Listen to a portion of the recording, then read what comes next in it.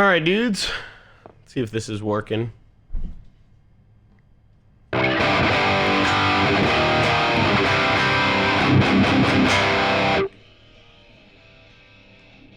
right, we're getting volume there. That's good. No volume here. Say a quick hello. Pop out these chats, maybe.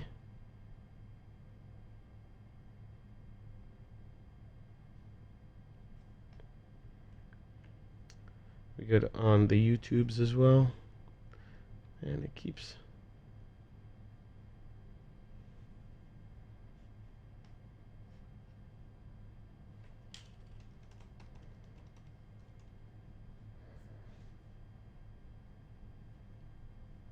What's up, dudes? Just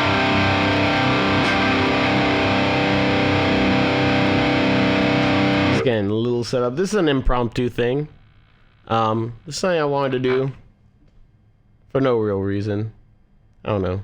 Maybe to just give something back or something like that. Yeah, at midnight. If I'm gonna do everyone a nice little favor here, I'm gonna do it at whatever goddamn time I want to do it. So yeah. You know, deal with it. Stay up. Or just watch it on Twitch or YouTube later. You know? Am I right? You gotta get up for work tomorrow? Well, you know, sucks for you. I guess priorities and stuff, right? Here.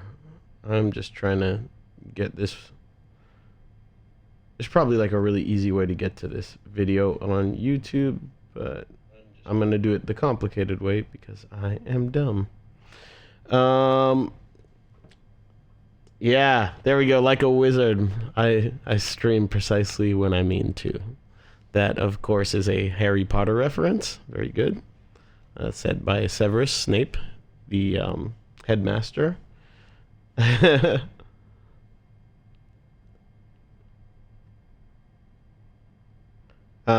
many guitars do I own? Man, this is already off to a great start, isn't it? All right, guys. So, hopefully, oh, you saw my mustache ad for Horizon. Yeah, that was pretty good. I was pretty proud of that one. This came out good. So,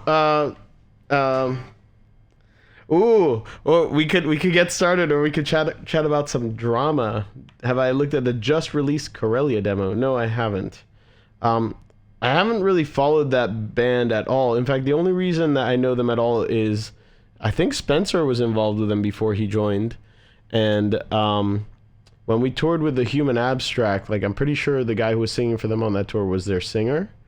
And then there was that like whole scandal that happened. Not entirely sure what the details are. Seems like people are pretty salty. But it seems like people probably have the right to be pretty salty. Like there was something about like a crowdfund thing that never happened. I don't know. You guys probably know the story better than I do. But it seems like that all got revived for some reason recently. I'm not really sure why. So, yeah. If I had been involved with any of that, I'm sure I would, I'd be a lot more excited. But I couldn't even tell you what that band sounds like, to be honest. It's like techie gent, I'd imagine, something like that.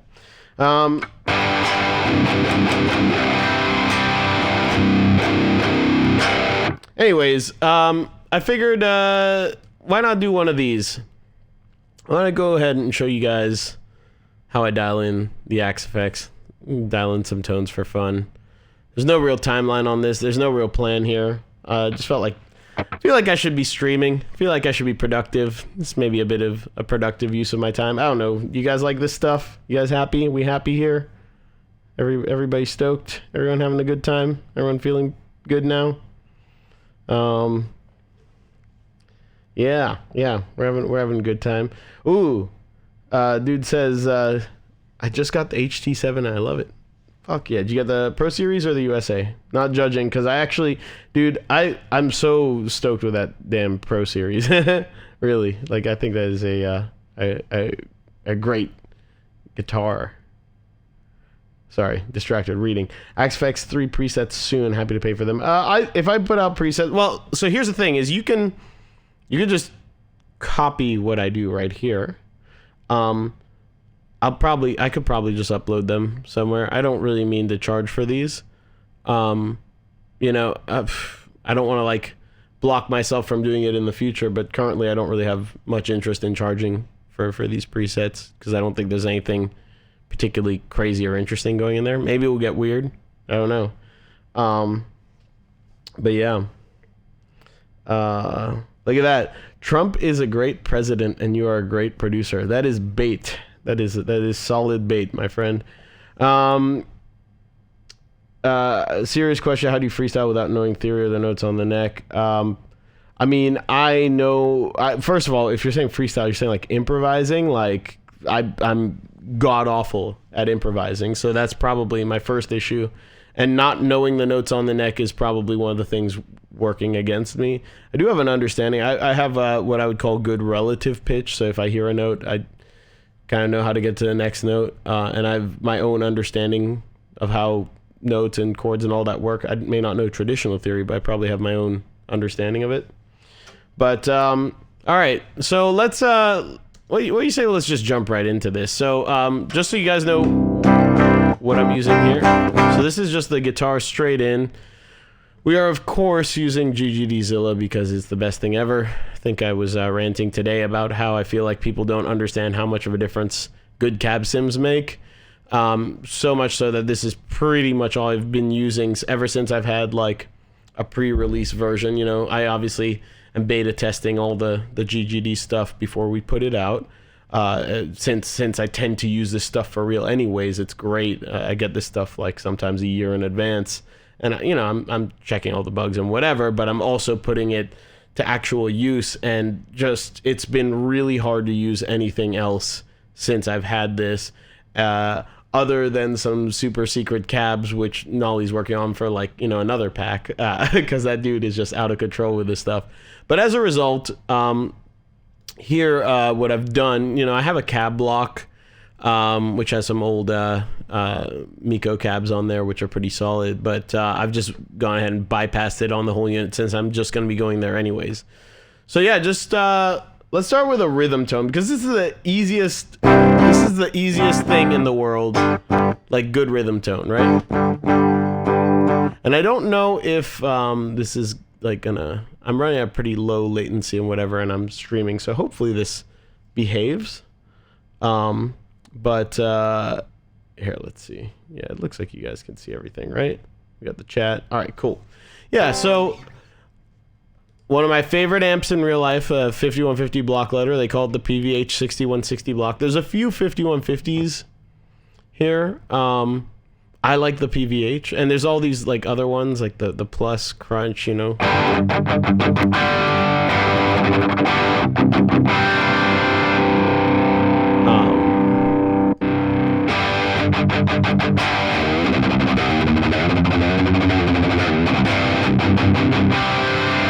But I just like the block letter one myself, right? And they give you these authentic controls and these ideal controls, which, you know, I'm not a Fractal representative, so I'm not doing this, like, this is not sanctioned by Fractal right now. This is just something I'm doing for fun. So I may be wrong, but I'm pretty sure like this is like supposed to represent the actual controls on the amp, and then this is without being intrusive, just sort of giving you more options that are sort of hidden here. They're still sort of set the same way maybe, but you have the option to change these things. Like, you know, adding the bright switch, saturation, and all those controls, right?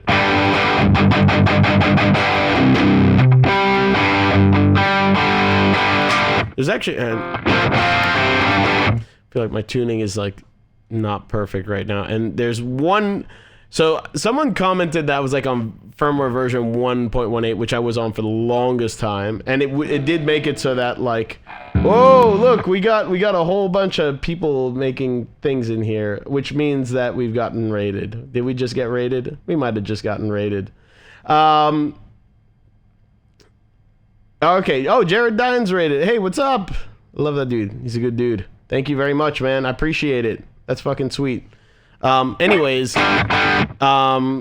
yeah, where were we? So, I was on this like super old firmware, and then like it would be useless for you guys, and probably wouldn't have loaded the patches or whatever if I do upload these for you guys. So I figured I'd get the new one. There's this beta one that's going to be coming out. It's like a public beta. Apparently the pitch block's sick. I haven't even played with it yet, but this way hopefully you guys can all get on the same version easily. But the one thing I seem to do is like make my tuner be weird, because with CGCFAD, this is supposed to be a D. And it says it's a G flat. And it's like giving me notes. Like, I think that's giving me sort of like the right realm to tune it in, but it's displaying the wrong. I don't know if anyone knows why it does that, but that's bad. So anyways, let's this is kind of where I keep the gain on this, and this is the little trick with, like, you know, if you're boosting with a tube screamer or a precision drive, is you want to get the amp kind of where it's crunchiest. You know, like, you obviously could turn the gain way up from here, right? But now you're getting that woof, which I don't really love, right? Also, how are levels? Are we clipping? I can't tell if we're clipping. Bring that down. That is something I want to mitigate with the boost. So what I'll actually do is bring this down to where it gets crunchy, and then we'll use the boost. In this case, just for simplicity, we'll just use the 808, because this is probably the better one. And actually, interestingly enough, you might be like, oh, should I use the 808 mod? I actually prefer the regular one, because the mod has more low end, more mid range. You actually want that to be cut out a bit. You can always tweak this stuff if you want to, but you don't have to. So I'll generally have the drive off. You could always run a little bit, and I'll show you the difference it makes. But, like, yeah, if you're keeping kind of the tone, don't go too crazy unless you want to sound super quacky, coctois kind of vibe, right? Level right around 6, and now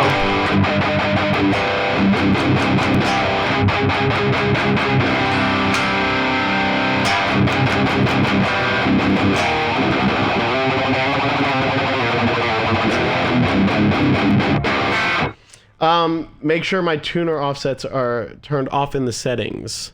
So I think they are. Oh, down tune 4 semitones. That might be why. You're very smart.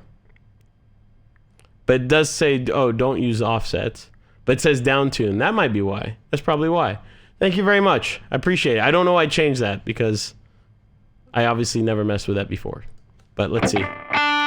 There we go. That's a D. That's correct. I just wanted the D all along. That's all I've ever wanted, was the D. Anyways, moving on. Oh yeah, if anyone has any ideas for new emotes, DM Finesse Greg. Let's all thank Finesse Greg for helping us out here.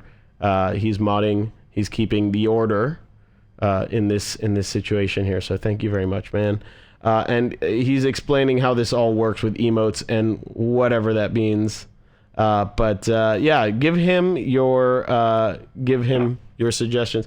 How y'all MFs have perfect pitch? I do not have perfect pitch. That would be so sick. I have someone here asking, does the Axefx still work better for the sound than the Boss TAE plus amp plus GDI plus pedal? So here's what I'll say about the Axefx, and why I will probably just keep using it for writing, especially for writing, is because as a writing and creative tool, it's very unique. I tend to think of creativity as this thing that you need to hold on to it, and basically your workflow has to be as smooth so as not to disrupt it. You want to be in the zone, you want to get in the zone, and you want to stay in the zone. So the minimum amount of work that you have to do to keep the ideas going, the better. And sometimes it's just best if you could just be sitting here and just clicking around a little bit, you know. And if I know the Axefx well enough to where I'm like, oh, I think I know the kind of sound I want, and I can just dial it in real quick. And because it's so expansive, I can get that sort of the way I want. Yes, I have pedals. Yes, I have amps and all that, but I can get the idea out, and then I can always reamp it with pedals. I can always sort of take it to the next level. But when I'm in a purely creative flow, I find that this is one of the best tools. And that's why for the longest time, you know, people were like, oh, which is better, Axefx or Kemper? And I just hadn't messed with the Kemper. And I was so surprised when I got a Kemper. I was like, this is nothing like an Axefx, you know? It has its merits and it's very good at what it does, but it's not a creative tool. It's a means to an end.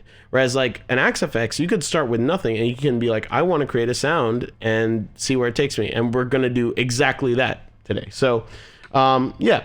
Anyways, you see how simple this is. You know, we've got like this gate, the classic gate. Again, for the tighter stuff, I find the classic gate is better. You want the attack and the release all the way down. I have the ratio around here. The threshold you could just dial in by taste, right? So if you want that super edited sound, I think that's a little too robotic for my taste. And if you want it to be nice and,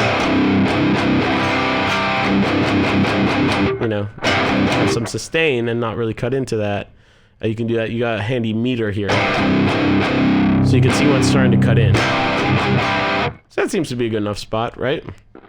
So yeah, copy that, copy this, copy that. There's not really a whole lot going here. You know, there's this like 646 general rule with 5150s for the EQ.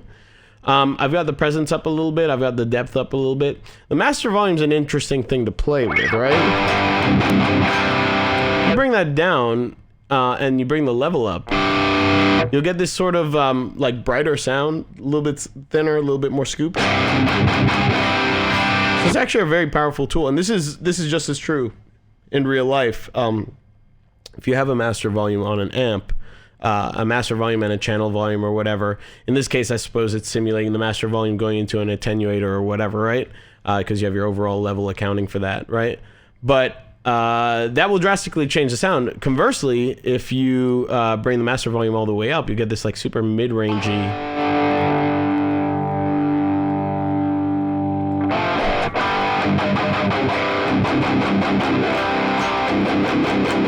Now, every amp will react differently to this, but this is where you can be like, okay, rather than messing with the EQ, if I want a little bit more brightness, I don't mind losing a little bit of that like sort of low-mid thump. Hey, this is kind of a cool way around that. I'm trying to level this for you guys, so it's hopefully not clipping. In fact, maybe I can see. In fact, it shouldn't be because I've got G-clip on my master bus just so it doesn't actually clip. So.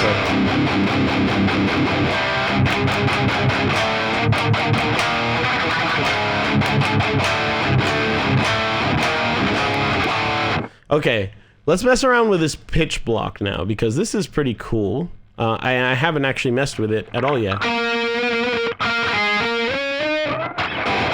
So, generally speaking, when I want to have like, yeah, I've been doing this lately where I'll quad track some parts, or if there's single note parts, even all 4 tracks or 2 tracks or whatever, we'll have a pitch shifter that's an octave down. I just think it makes it sound huge. And I also think that it makes it bind with the bass really well. Do any of you guys kind of mess with that kind of trick, that vibe? There's a couple ways to do this. They have an octave divider here,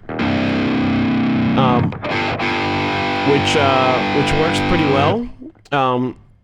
It's the simplest way to do it. I would probably turn down 2 octaves down all the way down, and then you just set the mix as you see fit. Tends to track pretty well. It sounds pretty big.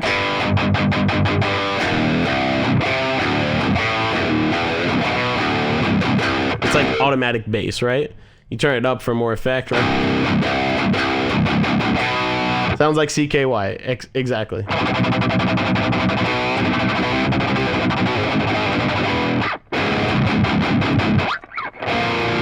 You get these cool effects when you do like power chords, because the harmonics are interacting perfectly. Some chords will sound messed up. Ooh, that sounds good though.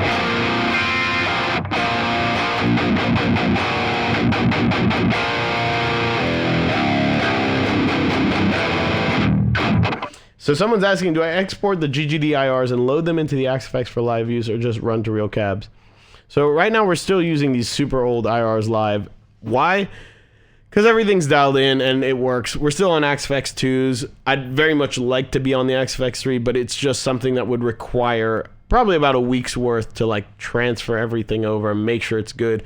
And in that instance, yeah, I would definitely just export some of my favorite Zilla IR, GGD Zilla IR settings, which you could do very easily from the program, and then we would use that live. But you know, the old adage is true always, like, if it ain't broke, don't fix it. It's been working, we're dialed in, everything works. It's like, do we really want to put in that much work for maybe 10% better result in a live scenario? And the answer is yes, eventually. But just, we have to be sort of careful with our time. We all live separately, so that time, that week in advance, is going to cost money. It's going to be a logistical challenge. So eventually we will do that. For the time being, we're just, I think we're still using that old Juggernaut IR, which I know it's like got this like mystique about it, but like it's kind of like lame and dark compared to like this stuff. Like I would never use it on a current album. Like we could do so much better. So yeah, hopefully that answers that.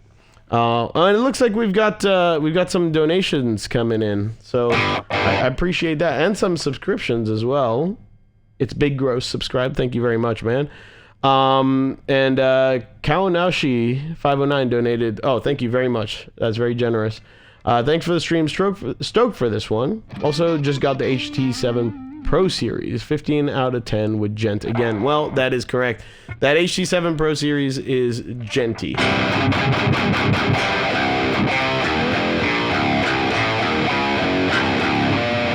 So, that would be the pitch block there, right? Obviously, it's very easy to turn this into a lead patch. What I would probably do is take the threshold down, right? We could maybe add a little bit of drive.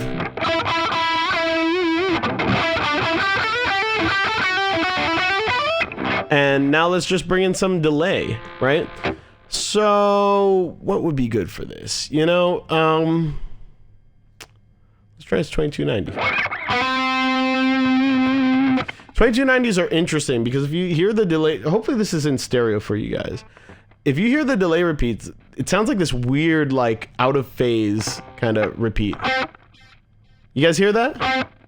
And it occupies the stereo space, so it'll actually work against your signal. And you get this, like, interesting chorusing thing. It's actually wider when it's interacting with your guitar tone, but if you just kind of let it repeat, it's in the center. It's the weirdest thing.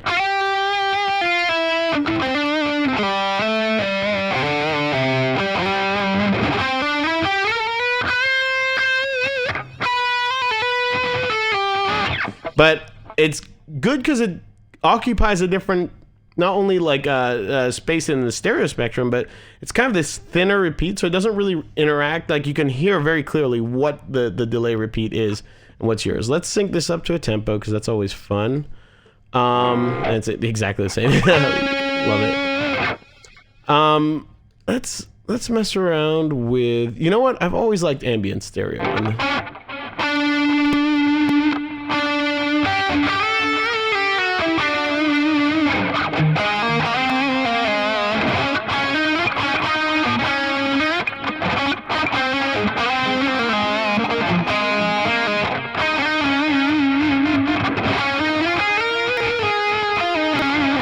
We're getting some pops and clicks. I don't know what that's from exactly. Might be that we're just running too low a buffer for this right now. We're gonna keep going, and if we keep getting pops and clicks, I will increase the buffer size. So I quite like the ambient stereo because there it's more traditional stereo vibe. Let's bring that up.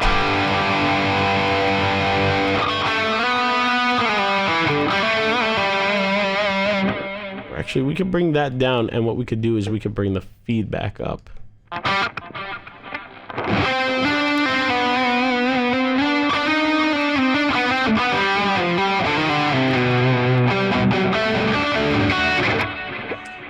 And you know what? I'm hearing too many clicks, and it's really annoying me. So we're going to move this to 128. This is not an issue when we're not streaming, but obviously streaming does take a little bit of CPU power. Especially because I'm multi-streaming to Twitch and YouTube right now, so it's not the easiest thing for the computer. All right, and then the next obvious thing would be some reverb. Let's turn off the delay and let's just listen to the reverb. I've always liked the reverbs on the Axefx. I've always thought that they're just really high quality sounding reverbs. Ooh, there's an ultra high. Oh, I didn't even know about that. Ooh, how great that quality is. I mean, I can't really tell, but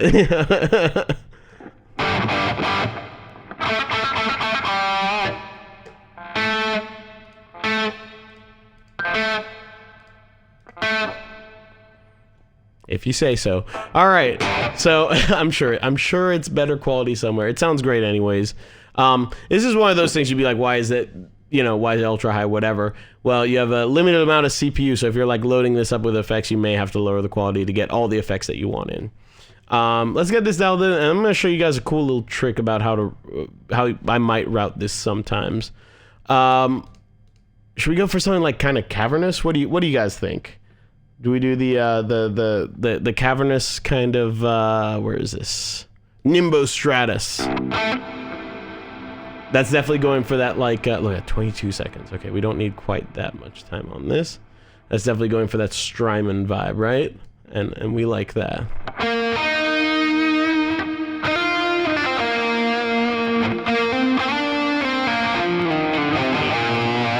Are you guys still hearing,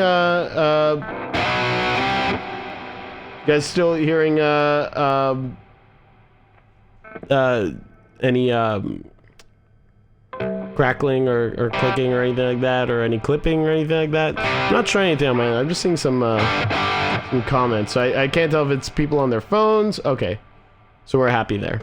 I just want this to sound good for you guys, that's all.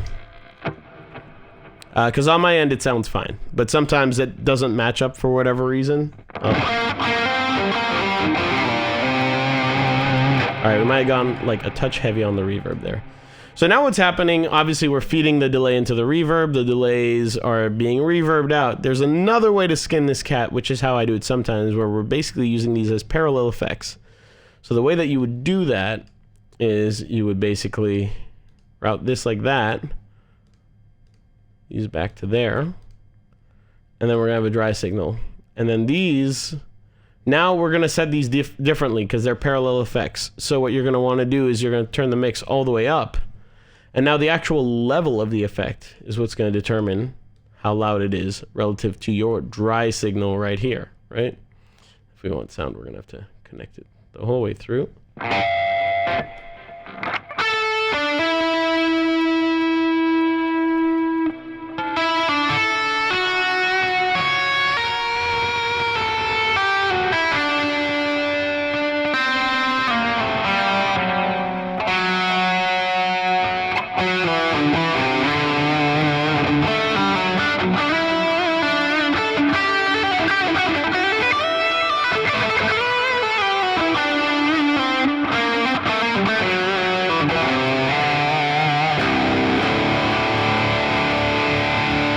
So that's something I like to do because the delays and the reverbs are not interacting with one another. They're sort of just sitting. You have the dry signal, the delay, the reverb, and you can interact with them differently. I see we have questions and donations. I'm going to get to them. I'm just going to finish one little thing here where I'm going to show you guys some cool little tricks with doing things this way. So let's say that we wanted to have the reverb be pitched. So now you're basically creating this other signal path that's not interacting with your main signal path. So now, and let's turn off the delay so that you hear exactly what I'm talking about. Let's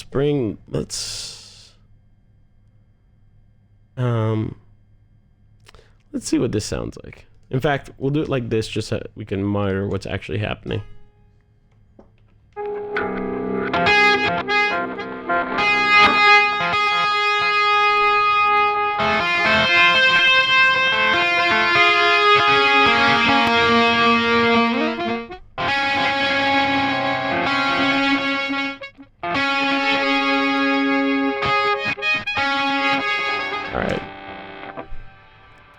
So now,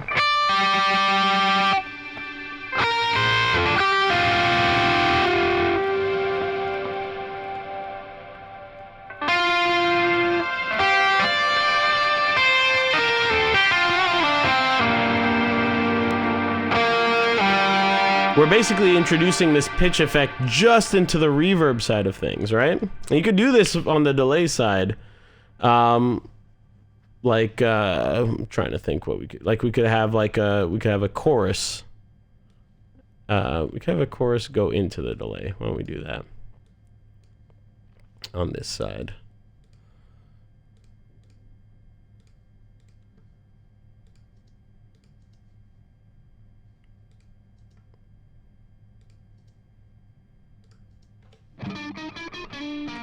Oops. I connect that. Yes, we will have to.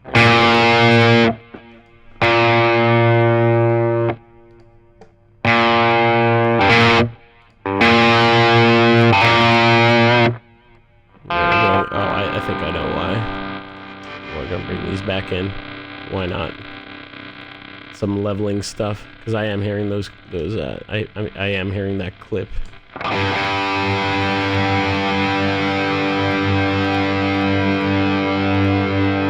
Set like a pretty crazy delay.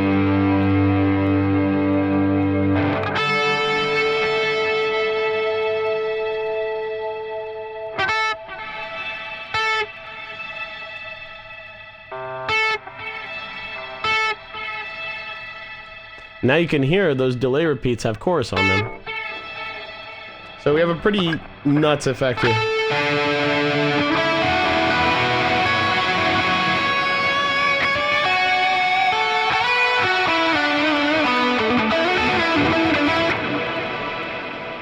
And this isn't really what I'd call like post-rock or ambient, though it is kind of like living in that realm, but one really easy trick to send it in there, though in a weird way it'll be like kind of spacey. You put the delay in front of the drive. This is one of my favorite tricks.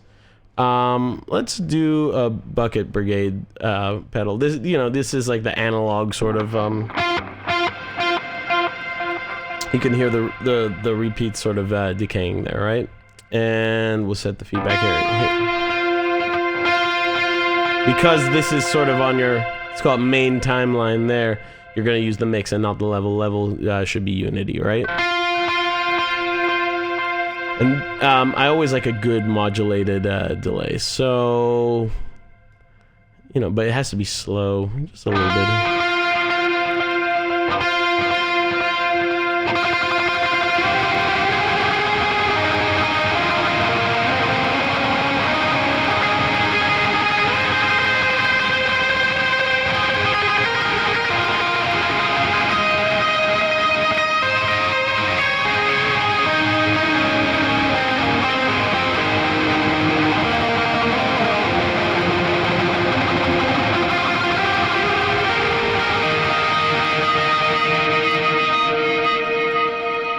So yeah, all right.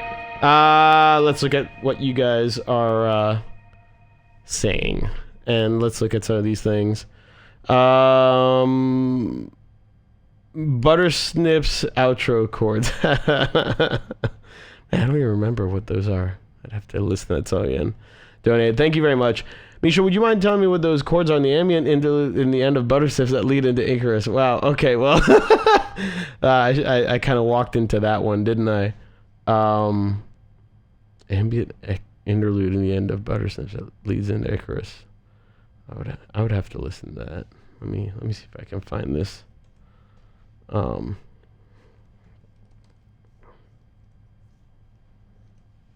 Sorry, I don't remember this music. I play this at clinics actually. I do like this song.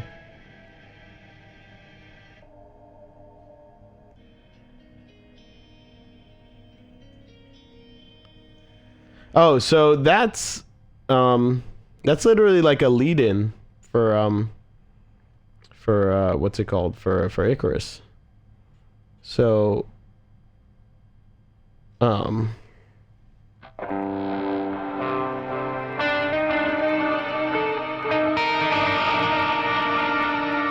here, let's get rid of the obnoxious stuff here.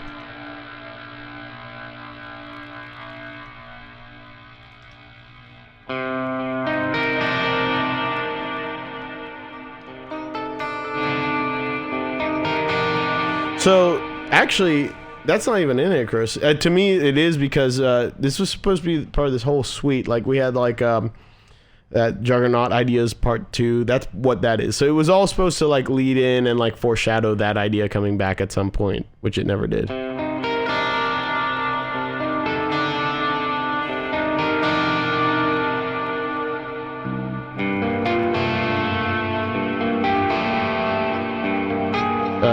What is it?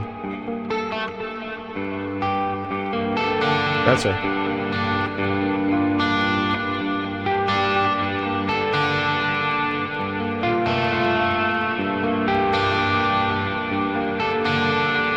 Something like that.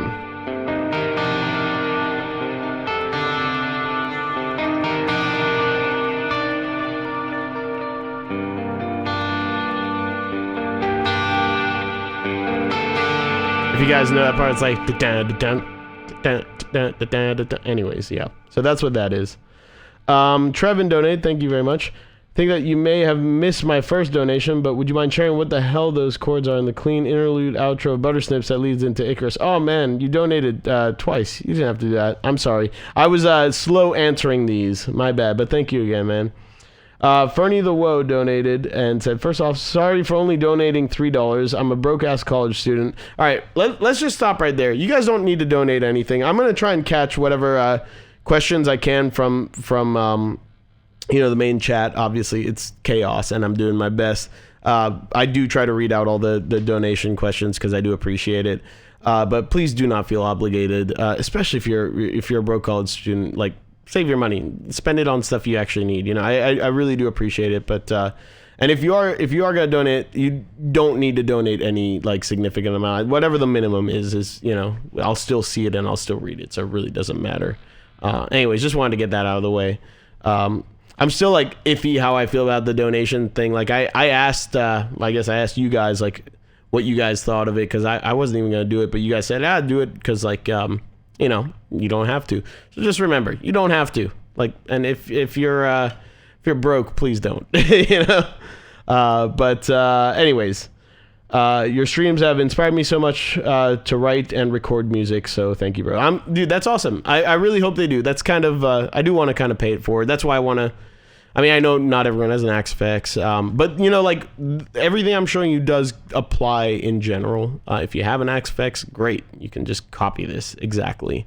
And this will be up on YouTube and Twitch, so you can watch it after the fact if you miss the settings or if you want to actually like have your Axefx there. But yeah, if this inspires people to record, then mission accomplished. Brandon donated, hey bro, do you like kettle chips? I like them okay. I can't eat potato chips as much as I used to because they make me feel like death, and I can't stop eating them. British people have this saying that something's Moorish. I don't think like in America that we have the same, we'll just say something's like addictive or like, I can't stop. Like that's dangerous, but they call something like Moorish. And I'm like, that's probably the best way to describe it. It's like, there's certain things that's like, once you pop, the fun don't stop. Well, that's, and Pringles too. So, and then I just feel like death. So I gotta be careful with that stuff, Fret R0 donated. Thank you very much. What would you say is the biggest difference between the Axefx 2 and Axefx 3? Looking at getting 1, and the 2 is at an easier price point, but is it worth the jump to 3? That's a fair question, dude. So I will say that the main thing that you're getting with the 3 is that you have so many more inputs and outputs and routing, which right there, that's like a big game changer for me. And so like you can use it as an interface, and I think you'll have like 4 stereo ins and outs. So it actually is, and I think it's got really good converters and all that. As an interface and sort of an all-in-one box, it's actually very impressive. It's very expensive, of course.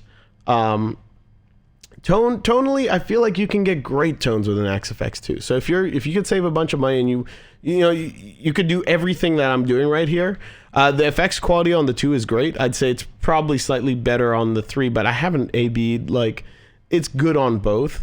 The other thing that you are getting with the Axefx 3 is you're getting a unit that is constantly being updated and sort of being tweaked, and they're adding features and all this kind of stuff. So with the Axefx 2, that cycle has ended. You're buying whatever you get, and that's it. You know, wherever the latest firmware is what you get. There's constantly new stuff, like even on this beta 12.08, which is public, like apparently the pitch block's been really improved as far as tracking and accuracy and all that. So you get this this product that's continually evolving and improving. If that's important to you, maybe spend the money on the Axefx 3. If it's not, honestly, I mean, we're still using the Axefx 2 live. I still think the Axefx 2 is a fantastic machine. I think the jump from Axefx 1 to 2 in a way was much more massive as far as like tone and like effects quality and all that than the difference from 2 to 3, at least in the way that I use it. But the routability and the pure list of features outside of just tone and effects from 2 to 3 is massive. So just prioritize what you want there. Pooh Lee 3 year, I don't know, Pooh Bear, I see Lee 3 year, very good. Donated. Can you plan to talk about the end of Juggernaut Inertia, the bow wow wow wow wow part? It's one of the sickest melodies I've ever heard, and it was my ringtone for a while. Juggernaut, the end of Juggernaut Inertia. Can someone link me that? Because I don't know. Wait, Juggernaut. Let me just look it up on YouTube and see. What?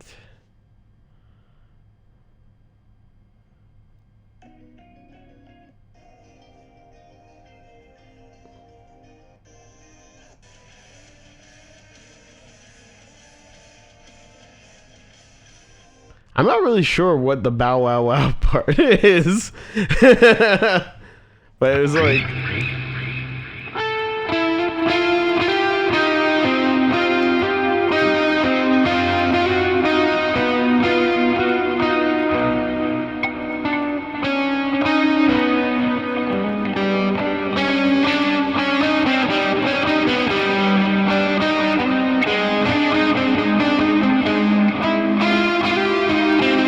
that part?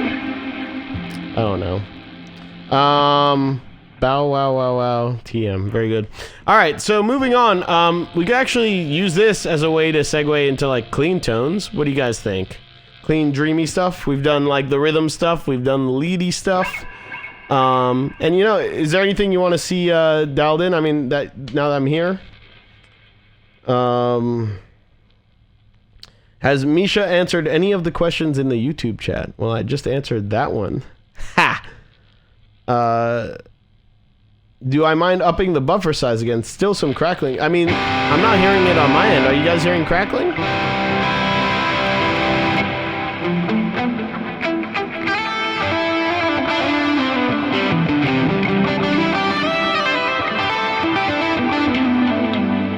So it's weird. I'm seeing some people saying no crackling and then some people saying I'm getting some.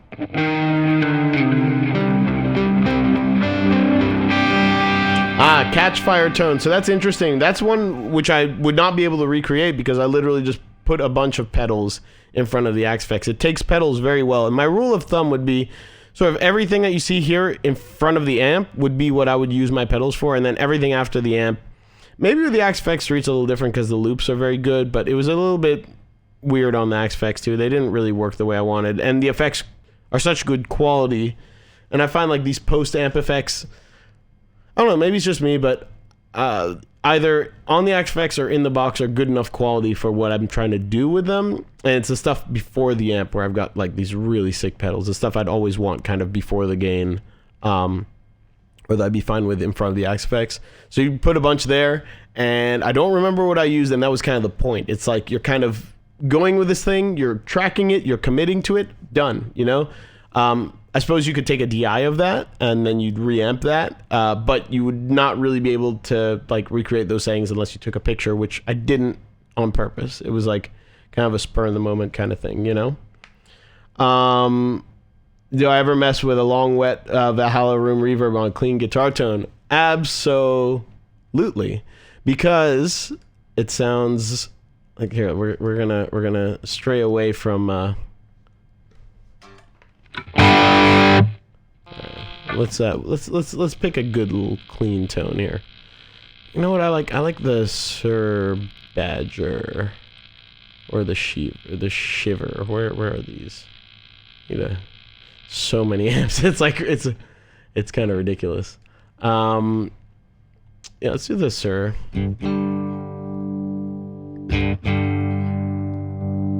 And this is one of my things I like to do, is I like to have like a little bit of grit, just like the tiniest bit of grit. Let's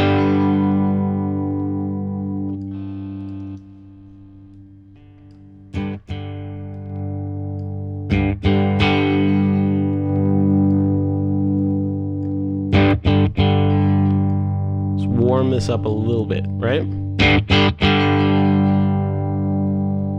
Level down.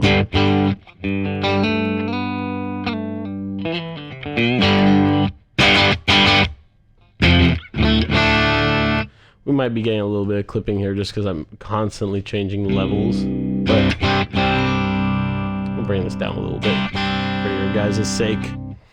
And then let's so we're gonna stray from the script a little bit here, but I do love the Valhalla stuff. So like vintage verb is actually the first thing I got. So bring that mix down. Just with default settings, I mean.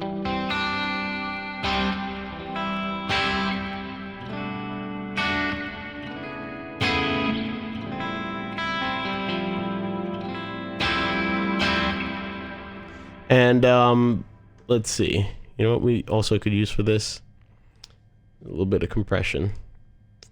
So it's useful to have the meter here on this one. Let's go, we'll leave a medium hard.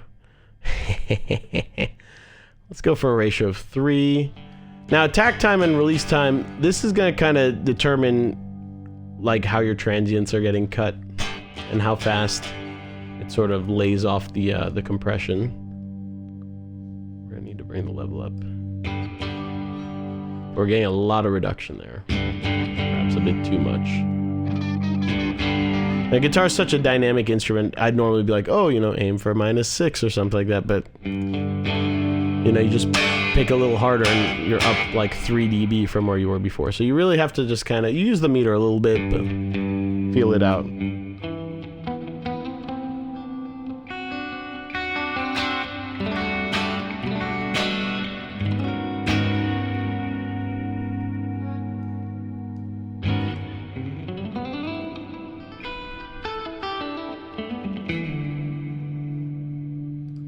Let's get a little more drive. I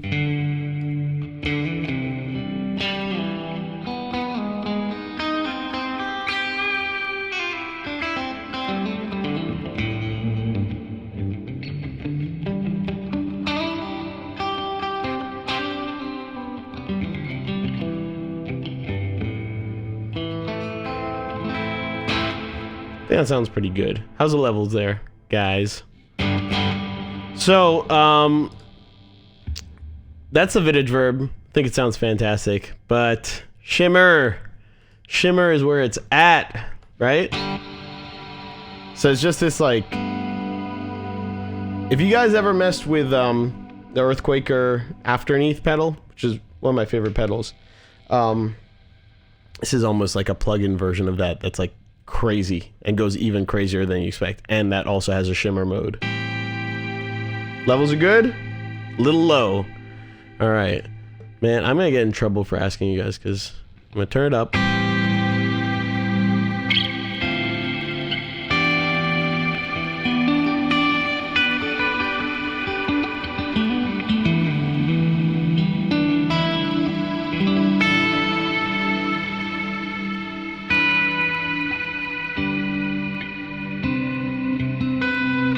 So I really love this Valhalla stuff. Like, let's go to big stereo. Let's do dual reverse, and we're gonna go dark here, right? So then we're gonna bring the feedback.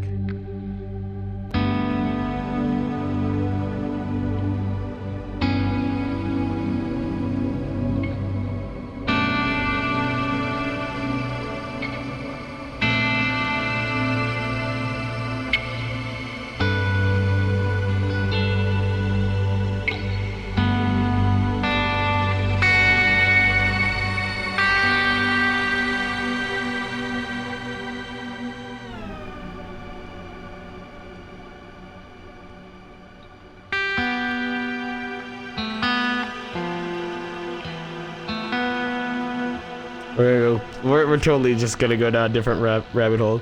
We're gonna mess with mangled verb.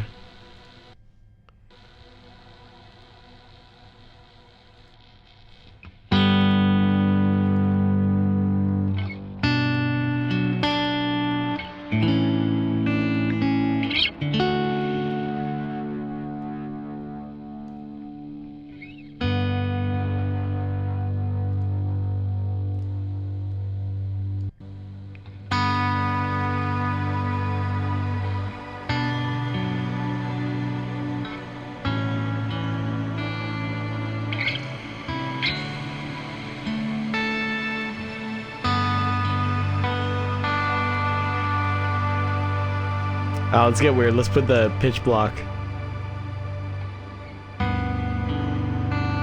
Bring the mix down.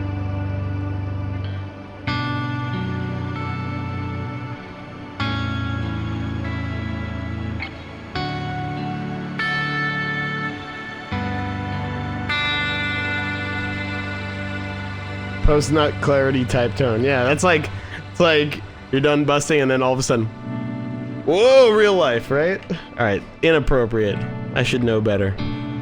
This is why they shouldn't let me have anything. Anyways, yeah, these things all interact really well. And this, you know, as much as I said I was just going to show you Axefx stuff, this is actually probably more true to how I would work. Actually, more true to how I would work is also putting pedals in front. Got a bunch of pedals everywhere. And I'll jam on the rig. You know, I have 2 pedal board rigs out there, which I'll just sit and get ideas. And then I'll usually just turn all this stuff off and just bring my pedal board in here and just plug it in front of into the front of the Axefx and just get that sound. You know, that's just going to a clean amp out there. I just set a clean amp here. But yeah, some good tricks. Let's turn all this stuff on. Just see what happens. You know, just take off.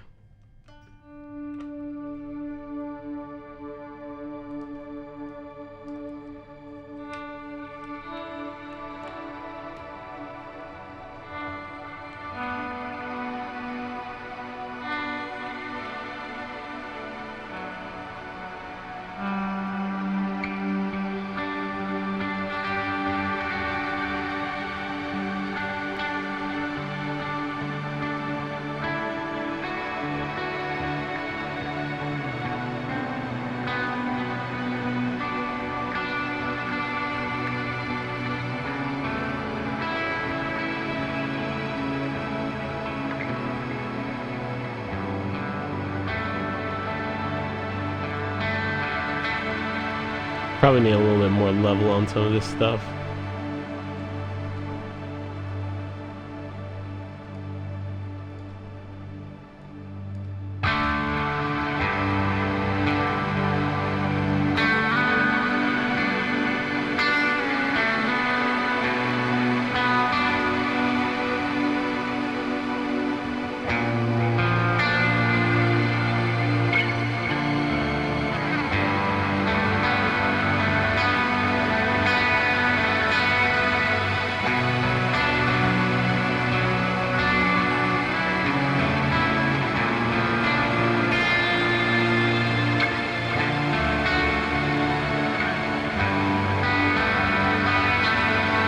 Anyways, you can get lost on this kind of stuff forever.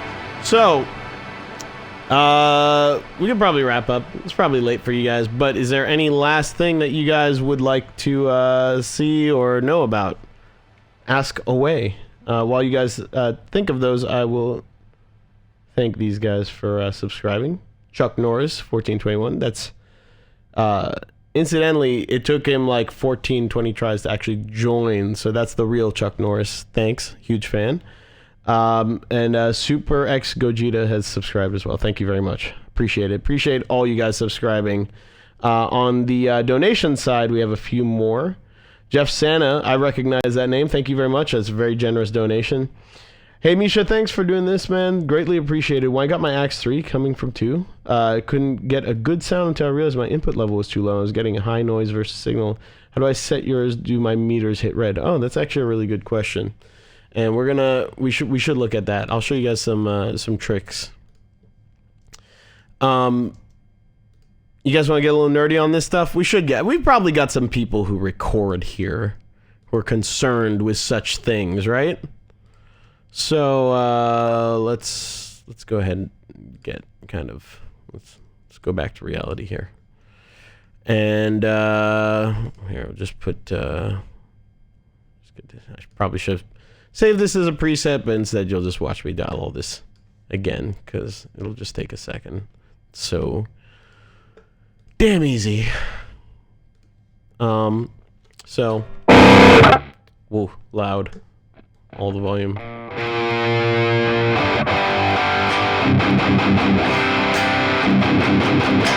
We're not clipping, right? Hopefully not.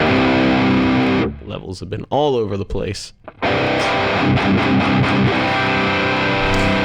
Okay, so this input trim is super handy, and in fact, I have live, the Axe 2 had this. In fact, the Axe 1 had it on the front, which was super handy. The Axe 2 did not, so I actually have a pedal that controls this, and you can actually just control how hard your guitar is hitting the front end.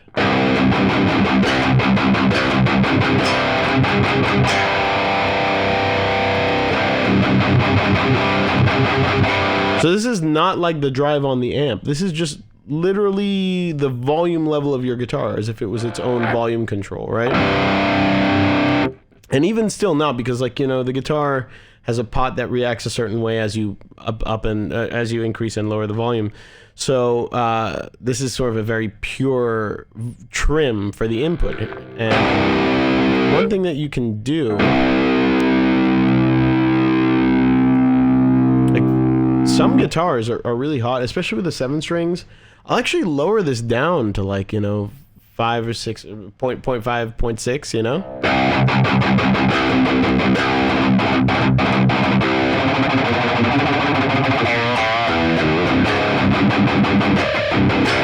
And then you can bring it back up for other guitars.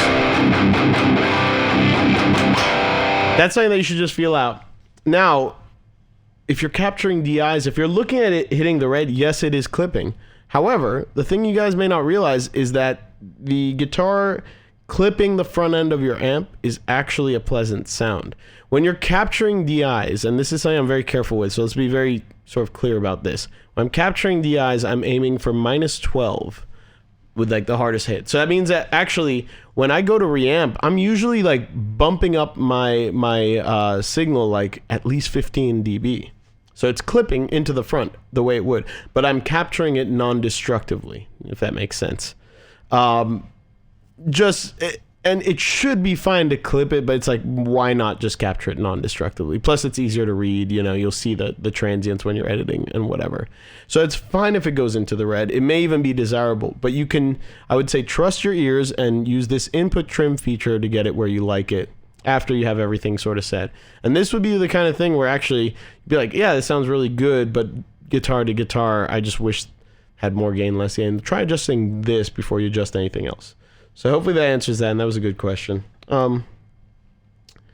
Let's see. Pomopunk donated. Thank you very much. Any chance for a production run of the Raganarok? So there's technically a production run, but it's 20 guitars. I mean, these are master built. They're extremely expensive. Let's not kid ourselves. I think they're $6,000 a piece, but they are master built by Red Dave in the Fender custom shop, like Corona Factory, right? So. And the Fender custom shop is relicking these too, so like it's an expensive guitar just on the labor side, but if they do well, if the demand is good, and again, this is all sort of, everything is slowed down now just with this whole situation, right? So once everything goes back to normal, if the demand's good, if everything's looking good, I am trying to push for this to be a full-on production model, which will not cost $6,000. I'd love for it to be more like in the $2,000 range, and that would be great, because this is just absolutely one of my favorite guitars. I mean, I think you can tell just by how much I play it constantly. I just absolutely adore this thing, and you guys should have it too. So Oh, Shred Shot one. Now he's my buddy. He's been donating so much and asking so many good questions. I appreciate it. Thanks for another stream, dude. These and the sim racing ones are great. So we have a guy who actually likes both, because I'm sure a lot of you guys hate all the sim racing stuff. It's probably super boring, but I love it. You're making the wait for my SoCal so hard. Can you play Can you play some Absalom clean stuff since you're in the drop C and have the HSS? What's the voicing like on the single coils? Okay, so let's sure. Now I gotta go with a clean patch. Let's just find a clean patch here that I had saved. Dirty clean delay maybe. Get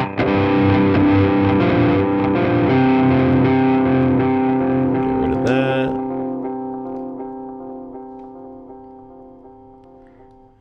This is not a clean amp, but whatever, it'll do.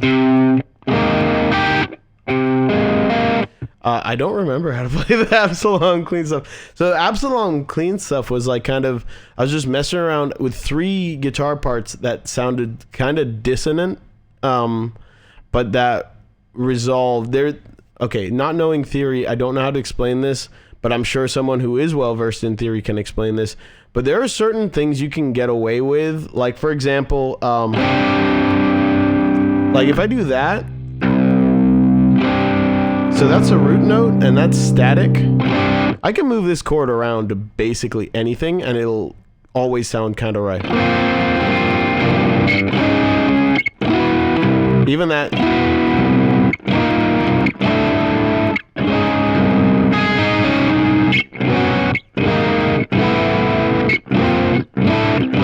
So it's kind of a conceptual extension of that. It's like, all right, what can I get away with, given that it is just a static, right? So that's one of them. I know this is still not a clean, but whatever.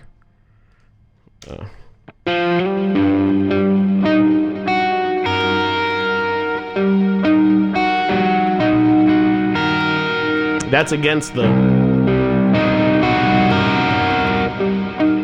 And then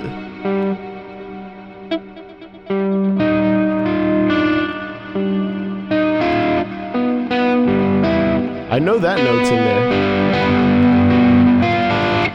I don't know, I'd have to look at it. Again, when I'm writing this stuff, I'm just writing it to write it. I'm not writing it to remember it.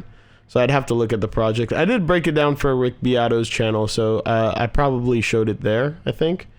But it's kind of that concept of like, there's a lot of things where I'm doing these like little internal challenges of like, what can I get away with here, you know? And I don't have the theory to back it up, so I'm just kind of trusting my ears to be like, am I getting away with this? Is this kind of pushing it?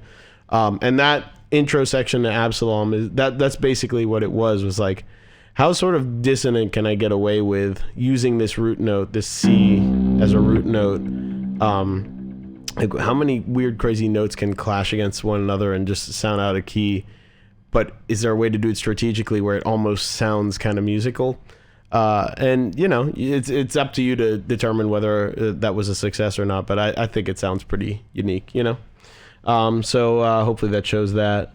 Coffee Bean Man donated. Thank you very much. Hey Misha, I've been listening since P1 and love your work. Thanks for doing the streams. It's awesome that you're interactive with your fans like this. I actually like it too. I mean, honestly, in this goddamn this quarantine, it's like kind of a nice way to interact with people and not feel quite as alone, right? Am I right? Huh? I'm on the fence between the Neural Nolly and Granophyre. What are your thoughts? So actually, I would say those are my 2 personal favorites. I really, really love the Granophyre plugin. You know, I obviously have the real amp as well. I was gonna do a stream maybe where I like kind of compared that. Well, where I was gonna plug it in. I figured I might as well compare it at that point because I don't even know how they compare yet. But I'd say that the Granophyre, especially into Zilla cabs, I'm not in love with the cabs that it comes with, but since I use the Zilla cabs, I actually think it sounds great with those. The Nolly has great cabs because Nolly shot them, and you know he made sure they were really good. Nolly's amp is way more versatile. You know, you're getting like a full suite of sounds and effects and everything. The Granophyre is great if you just want, if all you care about is a good rhythm sound. I'm I mean, I probably like that personally better than any of the rhythm sounds on the Nolly one, but only slightly. Like that one is just really dialed in well. So it's up to you. Like if you want like the absolute best rhythm sound, say the Granophyre is probably the way to go. But if you want like still fantastic rhythm sounds, but you also want great leads, cleans, and effects and all that, then Nolly's by far the way to go. So yeah, hopefully that answers that. Shredshot donates again. Man, you don't need to keep donating like that. But he says donations are great, sort of like paying for music at CD price center or venue tickets. If you did a master build Tele next, what would that be like spec wise? Tele straight Raganarok guitar. It's so funny you say that because I've like already asked about the Tele. Like, you know, now that we got this out, I was like, yo, so how about that Tele? And they're like, okay, like just, you know, the thing is the guy I work with at Jackson, he's an incredibly intelligent dude. His name's John Romanowski. I've been working with him since day one at Jackson, since I was working on the signature line. And I really like him. And he's a really smart dude. He's a really good guitarist. He gets it, you know? And he honestly probably keeps me in check because I think I come to him with like 20 ideas. And he's like, okay, let's slow down. Let's whittle that down to like maybe 3 ideas that make sense. And he's one of those guys who, when he says, he'll never really say no. Like, he'll just sort of present a logical argument why certain things are better than others. But there's always a logical point of view. Like, he understands how my brain works. Like, if I hear no, then I'll just argue more. But if he gives me sort of a logical reason why something makes sense, or something doesn't make sense, you know, then I'll follow that and I'll actually agree with him. So I wouldn't say we really ever butt heads about anything, but I definitely go in very sort of ambitious because Jackson's very nice in the way that they will kind of do whatever I want at the end of the day if I really push for it. But that makes me want to be kind of responsible about it as well. So he was just like, you just put out the Strat and, you know, let's just see how this does. But what I will say is that if I can help it at all, absolutely, like down the line, I'd love for there to be a Tele, like a Tele version. And what I would do is I would actually, somewhat controversially, I was thinking about this, but I'd definitely put the humbucker in the bridge because a lot of people do the humbucker in the neck and do the, you know, the slanted single coil. I will definitely, and I don't even know if I'll do a Tele bridge. I might do one of these kind of just hardtail, regular kind of bridges. I've thought about the specs. Obviously, it will have like, you know, the roast flame maple neck and fretboard, 20-inch radius, stainless steel, like all the stuff that makes it mine. It'll either have a Ragnarok or a Juggernaut, kind of whichever one suits it. Maybe I would go with a Juggernaut just to make it different on that one.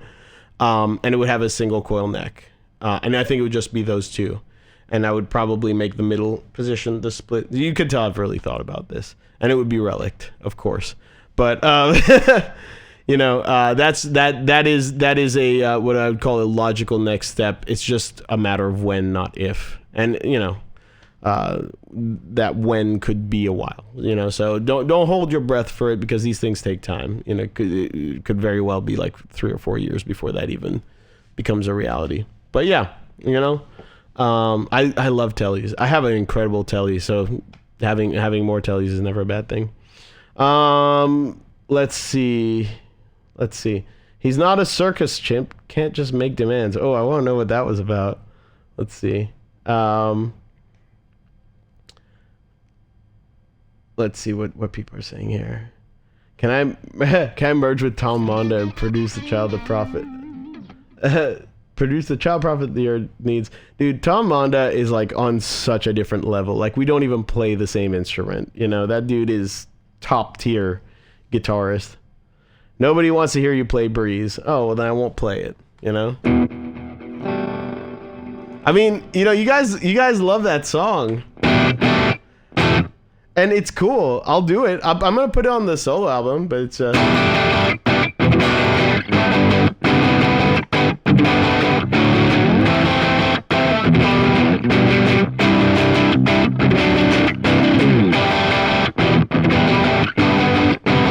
so funny when I wrote that, like it was just another thing. It's so weird what you guys gravitate towards because I like that idea, but I never thought it was like this like top tier thing. I probably wouldn't have even considered putting it on the solo album that I'm gonna do if you guys didn't like it so much. So it will be on there because you guys like it so much. Sold your Sir Telly for a Nash Telly, dude. I have a Nash Strat, which is just, it's unreal. I almost sold it at one point just because I had so much gear and I had like so many Strats and I was just trying to clear stuff. And I'm so glad I didn't. I'm definitely gonna keep that one. That's actually one of the few guitars I've like walked into a shop and bought, like just straight up bought. I never do that, especially with all the free gear that I've gotten over the years. It's like very weird to do that.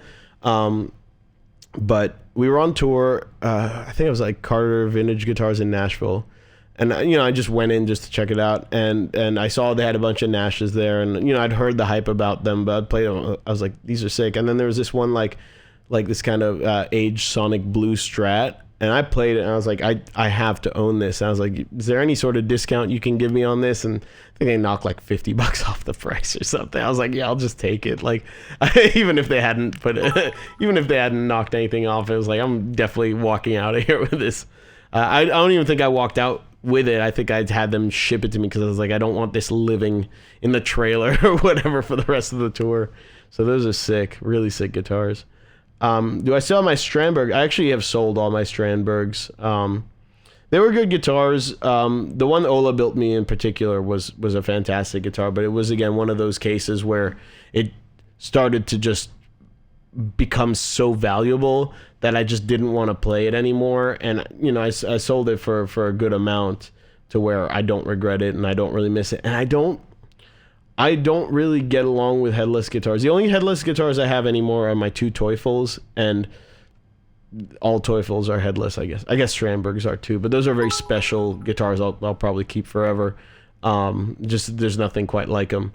But other than that, I don't really put up with them. I would never use them live anymore because they're just such a pain to tune. Like, I tune to the attack of the string, so I need to be tuning, and it's nothing against, that is literally the only reason why I can't get along with headless guitars, is like I find them impossible to tune for the way that I play.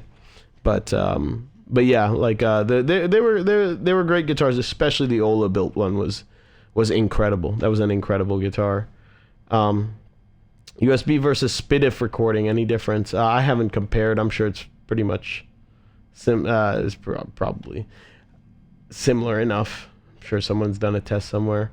Yeah, I'm trying to just catch some of these questions here. Let's see. And then we'll probably call it. I don't know if you guys want me to show you anything else on Axefx or whatever. You might be bored of me talking as well.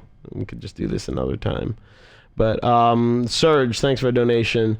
Pro tips on mixing the GGD cab IRs. What mic should I use? Should I export the GGD Zilla mixes into the Axefx cab blocks, or should I mix them myself? So this one I'm using right now, this has just been my kind of go-to thing, is basically it's the Swedish Technique preset. I should have made this a preset. I don't know, I didn't, with the G12K100 kind of mixed in close, kind of bringing the off axis down a little bit, just bring the G12K100 down a bit. This just sounds great for like rock and metal to me. It's very aggressive. It's sort of what I associate with that. Where I would go from here, honestly, I've found that my moves are extremely minimal from here. Is generally either doing a multi-band so that it catches the palm mutes. Here, let's see if I can demonstrate that real quick. So if you were to do multi-band, compressor here.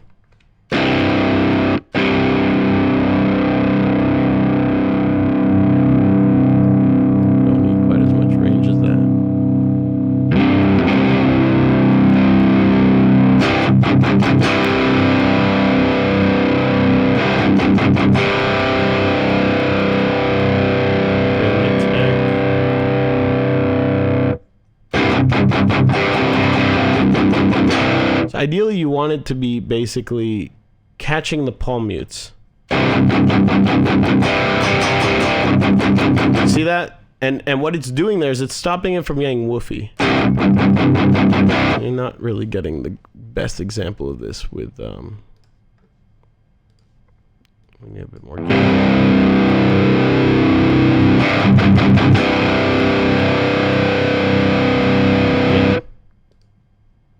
So here,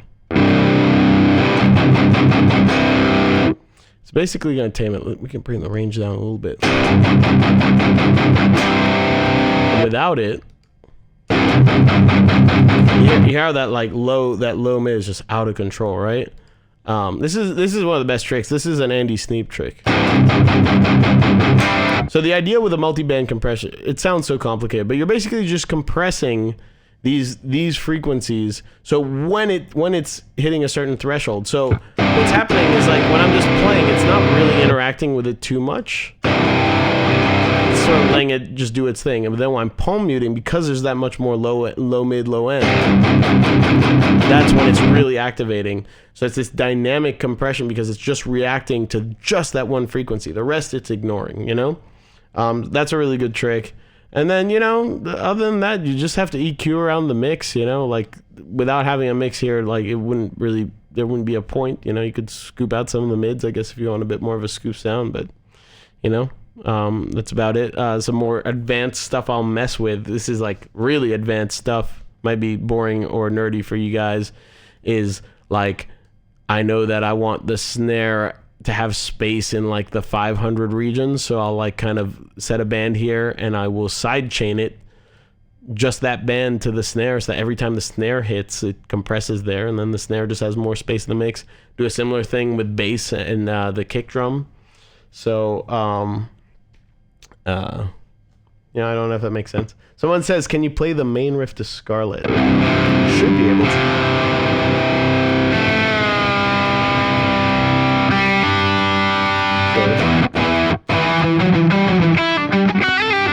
You know, this is not a great tone for this. Let's go back to a good tone.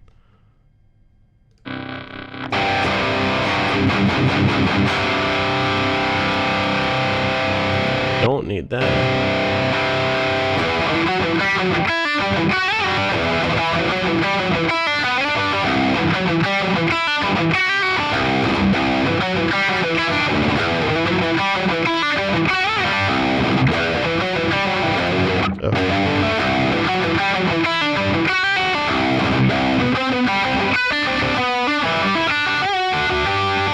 Yeah, that's basically it. Sorry, it's a little sloppy. Again, when you're not on tour and playing this stuff every night, you don't really need to practice it or be good at it. So there you go.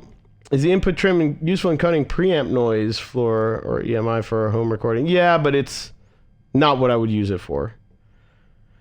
Who's saying suck my balls on P5? Man, we're not gonna do that again. We gotta do something different this time. You know what I'm saying? Misha Periphery, I saw you live in Russia in 2016. Where did you see us? We played a bunch of shows. We even went to Novosibirsk. Wasn't that cool? That was pretty wild. How long does it realistically take for you to write and lay out a song, a day a week? It depends, man. Some songs, like I tend to work. Sometimes it'll just be like, 5 to 6 hours. And you get most of a song done, kind of work in chunks like that. But sometimes you don't finish it for a while. But I'd say if it's taking like a week for a single song to get together, there's probably a problem. At least for me, it's like that's where we kind of push it aside. There's probably something else that's coming together a lot quicker that we're really vibing on, or that I'm vibing on. I know that some people are following you city by city to visit multiple gigs in Russia. I did not know. That's crazy. Oh, dude. Yes, now we're going to talk about stuff that I love. Did I see Vettel out of Ferrari at the end of the year? Yeah, dude. I mean, I heard it's a rumor, but holy shit. That's big. Any F1 fans? Where are my F1 fans? Let's see. The Brutal Dude says he can play better than me. I'm sure he can. Who says that? Like, of course he can. Dude, half of you guys in here could probably shred circles around me. Like, there's no doubt there. But, like, that dude just goes out there and says it. The Brutal Dude. I'm already forming an opinion of, like, what this dude is like in real life. Can we all do it together? Let's all do it together. What is the Brutal Dude like in real life? Hey, Misha, how do you get that off-time feel with those really heavy groove riffs, even though you stay in 4/4, especially the riff on Misha's smash and grab on everything, put smash and grab on everything. So it's called syncopation. You're just kind of playing with like upbeats.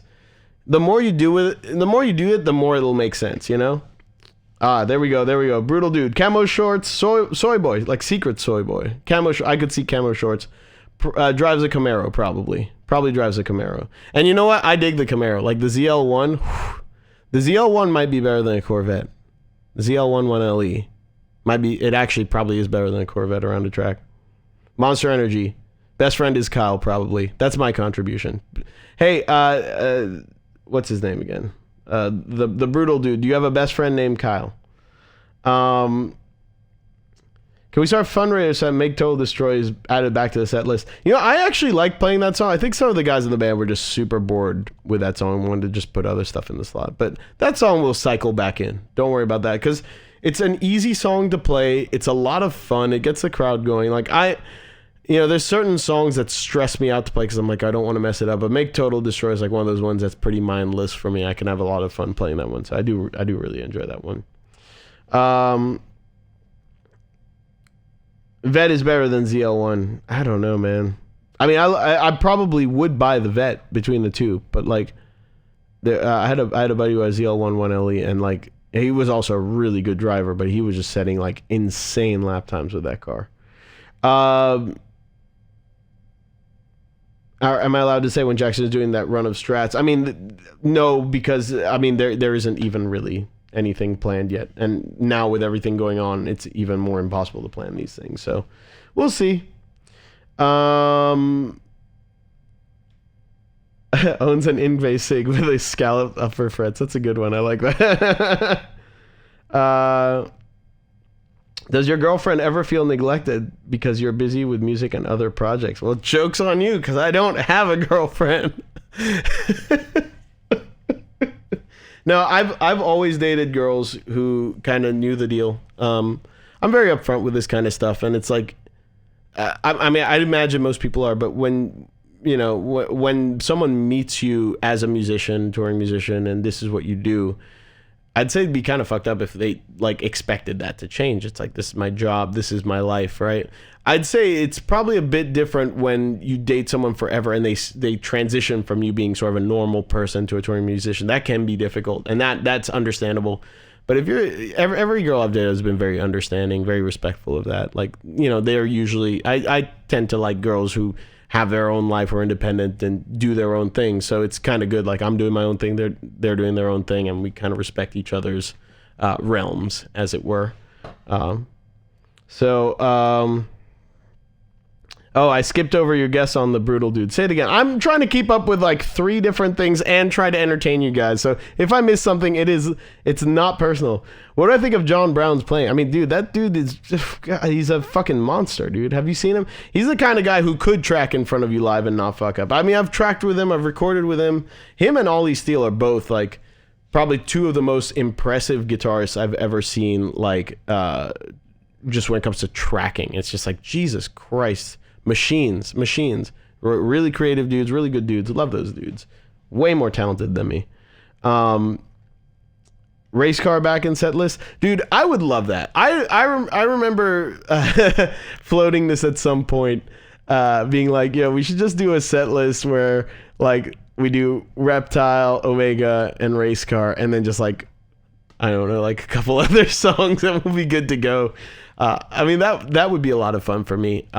I think for Race car, it'd be good if maybe we re-recorded it so we had like better backing tracks and bass and all that kind of stuff, so that live it would sound sort of up to par. Like Omega sounds really good live, Reptile sounds really good live. Race car would be a little rough live, just like on all the parts that we're not playing, and that, that does add to the whole experience. So, I know that Nolly either has done bass or could easily get bass done for that, but I would like the backing tracks and the backing vocal tracks and all the extra stuff to kind of be up to par, if that makes sense. Frog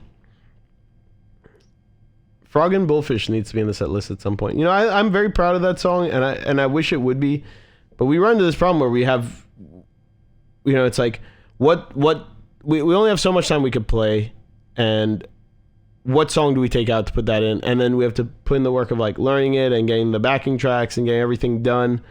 I'd like it, but then it's like, do we do that, or do we do Satellites, or like another P4 track that you guys haven't heard, and that's the reality, unfortunately.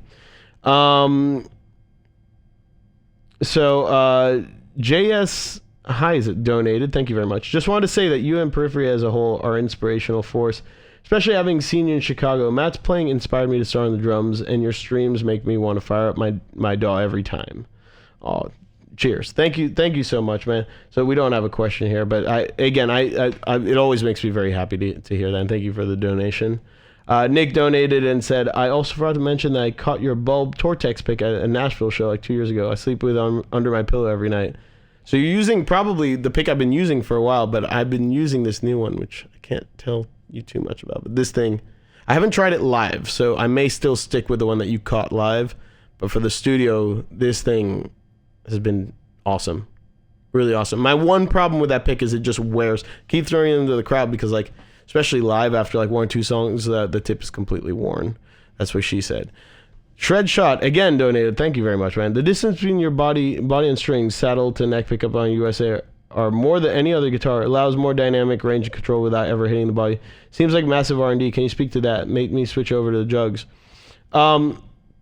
It's interesting. What I'd say is probably what you're feeling is a little bit of the 20-inch radius. When you have a flat radius like this, you can keep a more uniform action across the strings because obviously there's less variance. The other thing that we did on that guitar, which I was really happy with, we got it here, I'll show you.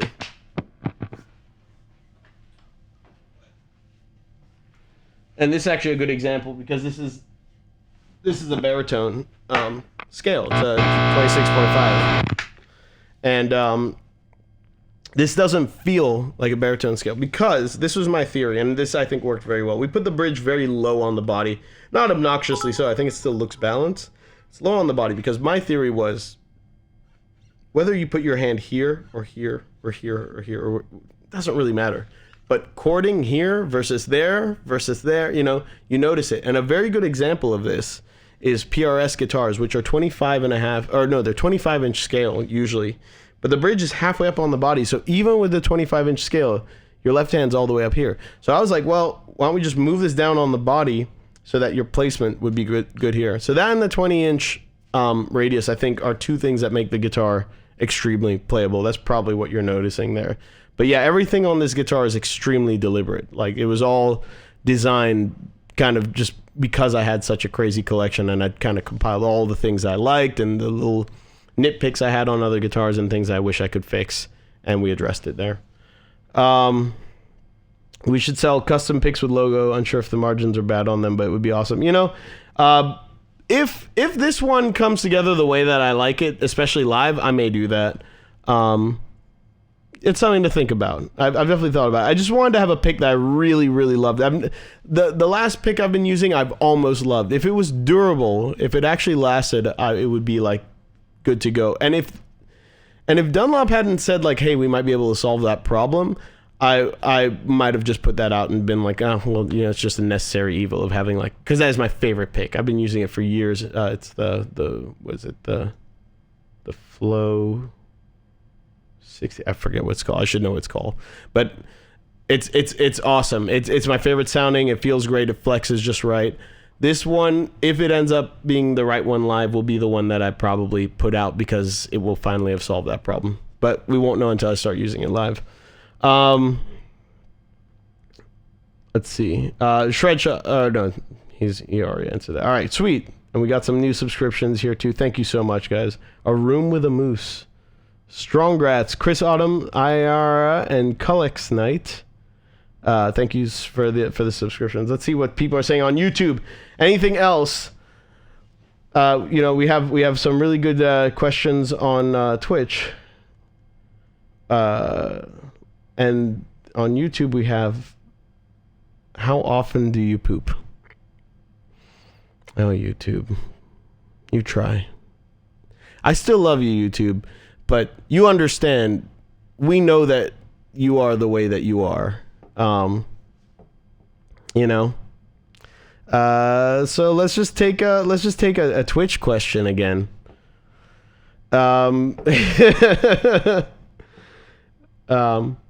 So yeah, I've heard people complain about 26.5 being too long.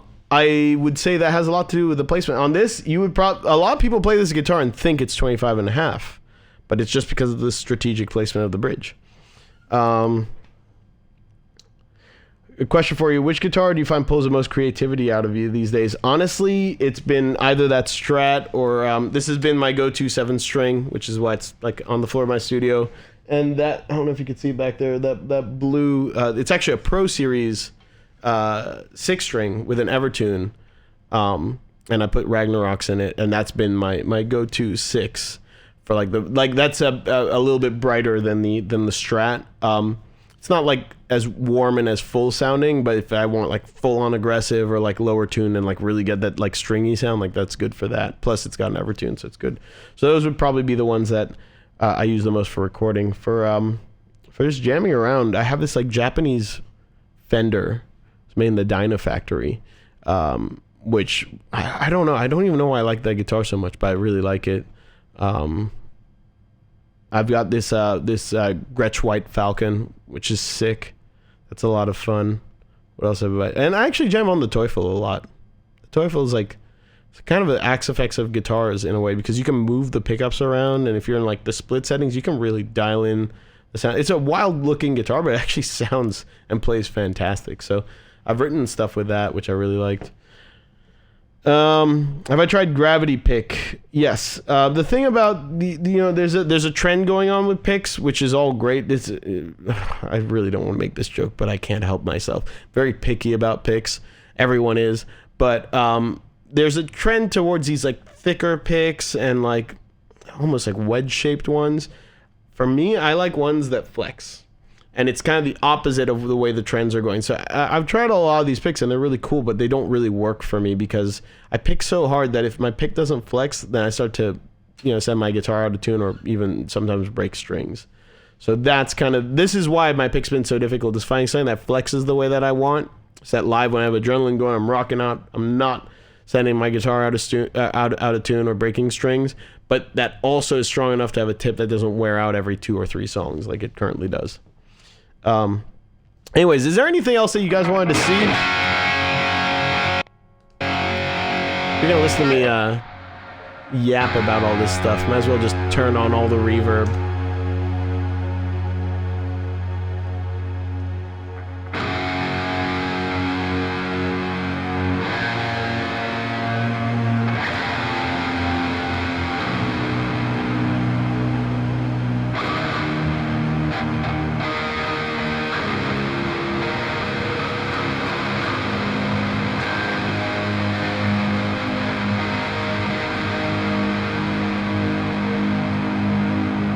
Do I think my music sounds better on vinyl? Ooh, this is a juicy one. So, I really like vinyl. I have a pretty nuts collection.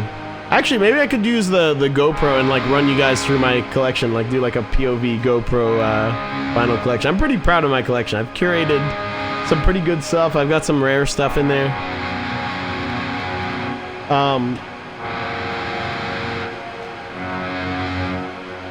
All right, Gibby VGM, here's your chance. He keeps getting questions when I hit send. Make it count. Do it quick before I look away. So with the vinyl, I don't think it sounds better, but I like how tactile it is. We're in this age where everything is digital. I've got the entire history of recorded music in my pocket at all times. It gives me option paralysis, and it's kind of nice to have like an actual physical collection with limitations. And I'm looking for your question. Oh, Gibby VGM, you're missing out, buddy. And I tried, and it's nice to have a collection that I'm building up and something that I have to be involved with. The fact that like every 10 to 15 minutes I have to change the side means I always have to be there, kind of consciously listening to the music, and I find that hard. I find that either like I get too analytical and I don't enjoy it, or if I put on Spotify, I'll just tune it out. So it's something where I'm like halfway interacting with it kind of tricks me into paying attention and enjoying it. And then just the fact that it's like this tangible thing. I can like look at the album cover while I'm listening to it. Reminds me of when I was younger and buying CDs and all that stuff, which I used to do. So like I'm sure a bunch of you guys used to do that too. You get the CD, you like listen through and you like read through it, you like see all the endorsements, you see all the bands that they like thank and all. It's like, oh, they use Mesa. Oh, that's interesting. You know, they use this drum. Like it was like this whole experience, and that's kind of lost. So I get a little bit of that back. It's maybe me being like, you know, a bit more old school. But I don't think you should get into vinyl if you expect it to sound better. It won't. I think you should get it if you enjoy the experience of it, if that makes sense. And if you enjoy the experience of going totally audiophile with vinyl, that's cool too. But, you know, let's not pretend like it's like a better sounding version when you have like scratches and noise and it's mastered differently just so that the needle will stay in the groove, you know? Did I record the black metal track for the GGD Invasion teaser? I did, indeed. That was a whole teaser that Dez actually like came up with, and like I composed music to the concept of that. It was really fun. It's like no one will ever hire me to score their movie or their ad or whatever. So the trick is start a company so you can just score your own ads. But that's basically what happened there. We knew we wanted it to be this like hilariously over the top like black metal, death metal vibe thing, and kind of went in that direction, but that was a lot of fun. Another vinyl run, only missing P2. I think we might have that one coming out in the next few months.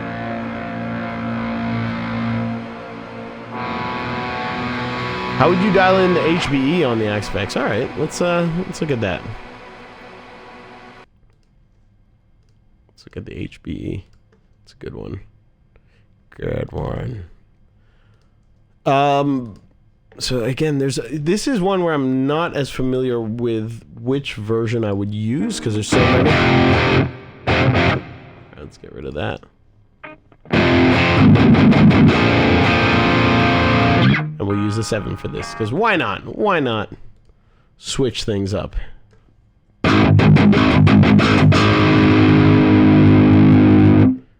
Definitely gonna have the bright switch on.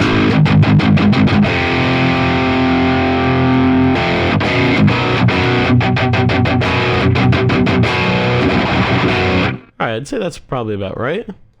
I don't like that.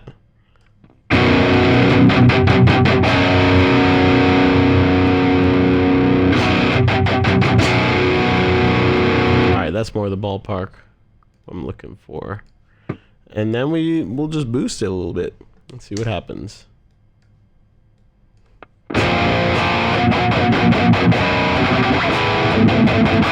Now, one thing with these amps is they don't saturate it all in the same way that like a 5150 does. But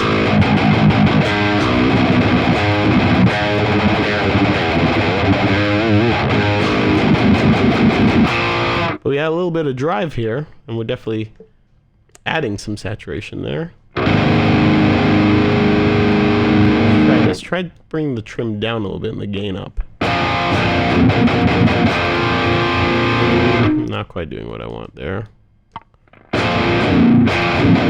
So much of this is feel as well.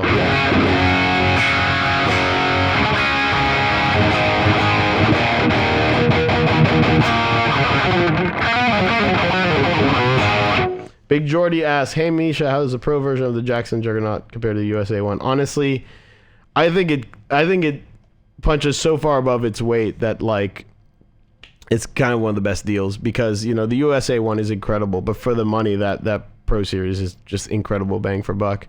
A lot of people ask why it doesn't have the bare knuckles, and it's actually like just cost savings because I wanted like if I put bare knuckles in there, because bare knuckles are such sort of expensive pickups. What a lot of people don't realize is a lot of the other pickups are all markup, so you can actually wholesale them and put them in guitars for relatively cheap.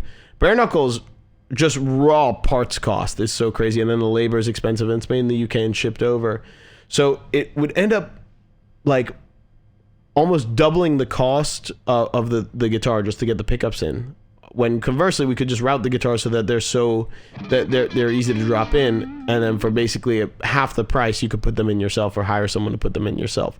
And that just seemed like the better move to me because it would make the guitar accessible to more people, which was kind of the goal of the Pro Series, and we could put the money spent into making the rest of the guitar as good as possible rather than sort of cutting those parts down just to accommodate the cost of the pickups, if that makes sense.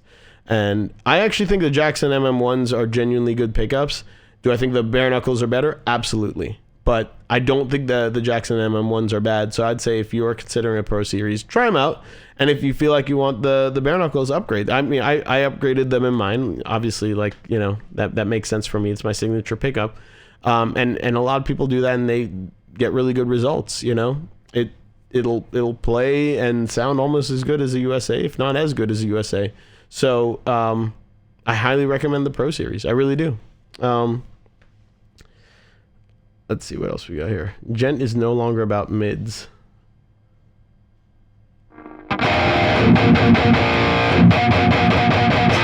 When are you going to collab with Tosin again? I mean, we're technically doing it right now. We've got 4.5 songs done for the new album written. I'm just in the writing, like production and writing process.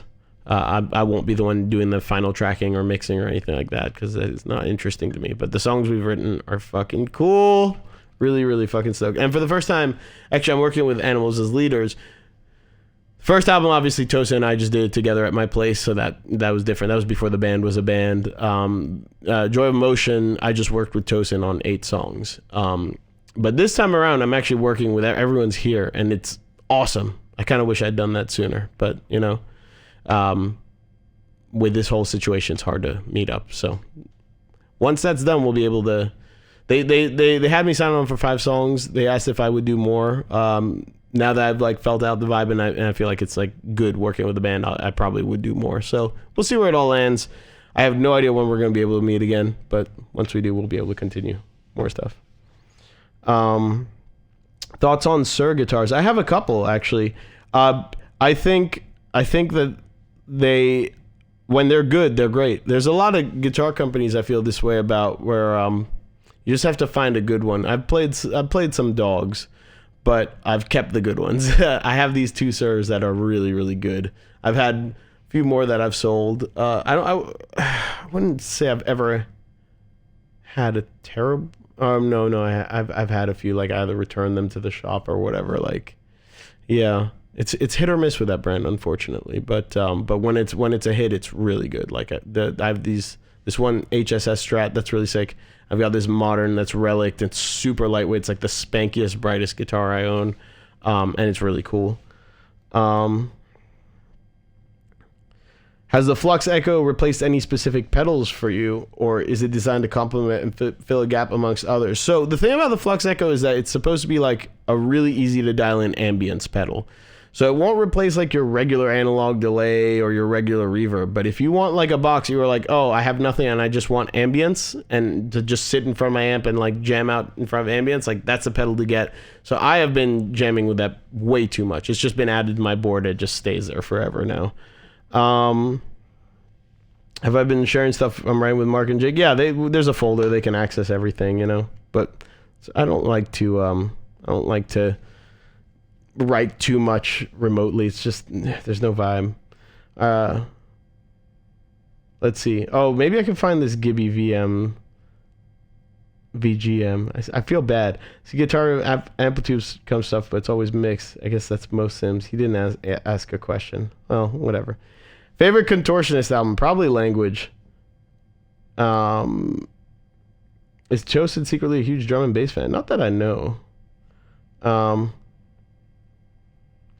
When is your wiki feat becoming active? I'm almost regretting saying that out loud. I don't know what that is, and I'm pretty sure I don't want to find out.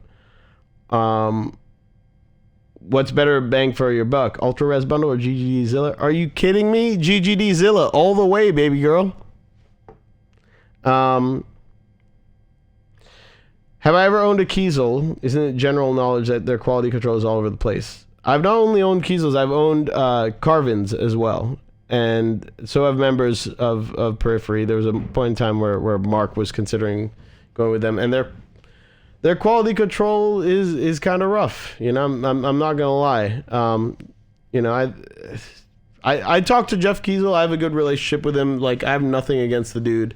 But you know, I've had enough friends have very strange issues, very like what I'd call unique issues with their guitars, because there are things that happen to guitars, especially on tour, and then the issues that some of these guys have had, I've like never seen a guitar have. It almost made me feel like they just didn't have that many guitars going out on tour, and they never encountered these problems to try to stop them from happening. But you know, the QC problems are one thing, but I'd say the customer service is where, you know, it's a little rough, like seeing what happened with that customer lately. Again, I'm not trying to get involved with all this drama there, but you know, and hopefully they take care of that guy in the end, because it seemed like he was having a bit of a rough time. But yeah, like that, it's not my favorite stuff. It's not my favorite thing to see stuff like that, especially with such a clear example. I mean, like, whether or not that, you know, if you guys know about the controversy about the roasted wood, whether or not that was roasted or not, it didn't look right. And if the customer complains, I mean, it's just easier to just eat the cost, have a happy customer, and then just move on, you know? So maybe there's a lesson learned there, and maybe from now on there'll be less issues if they just sort of, you know, you'll get QC problems with everything. We get QC problems with my guitars, but we do try to take care of our customers, and we do try to improve the guitars. So if they do the same, they'll probably see the same positive results moving forward, you know?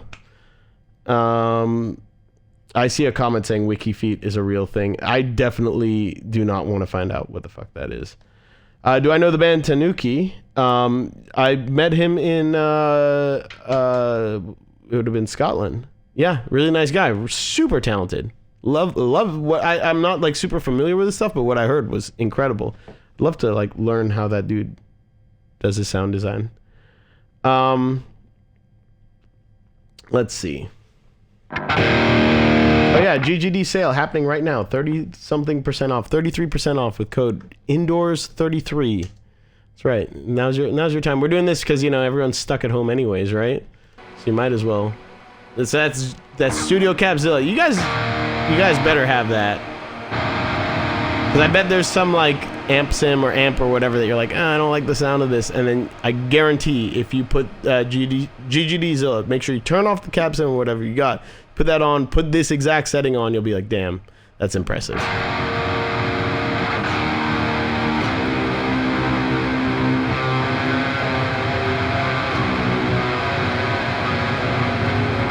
Shred shot again. Is the Mirdu Tortex flow tips wear in 5 seconds? The 60s are the best, but they don't stay sharp long. That's what I'm using as well, especially when picking hard.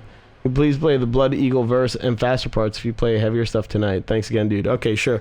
Yeah, like the what's the Blood Eagle verse? I don't know what it would be. That's exactly the problem. I think I am using a 60, and those tips like wear down when I'm recording, whatever. But they sound great. They feel great. I really love those picks. So if I just kind of want this impossible thing where I get a pick that feels like that, where the tip doesn't wear down. You know, that would be the perfect pick for me. So.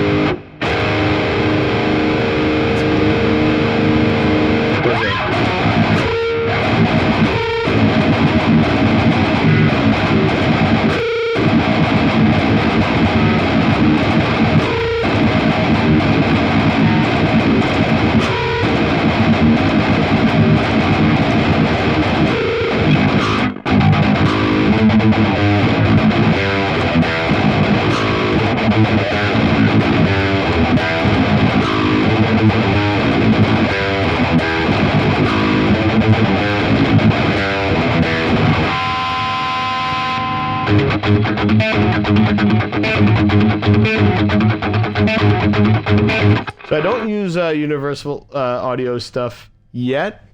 I might have some stuff on order. I don't know what was happening with that. I was going to try it out, see how I like it. Anyone here use that? What do you guys think? Because I'm kind of set, and I like the idea of having a setup where I don't have to like have these satellites to use it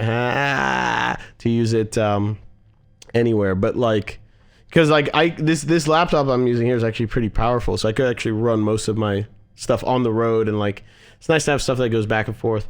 Suppose I could have like a smaller UAD sound card, but I don't know if the plugins are that good to where it's worth it, you know? When you make it on WikiFeet, you're officially famous. I'd like, still not knowing what this is at all, I'd still not want to be on WikiFeet.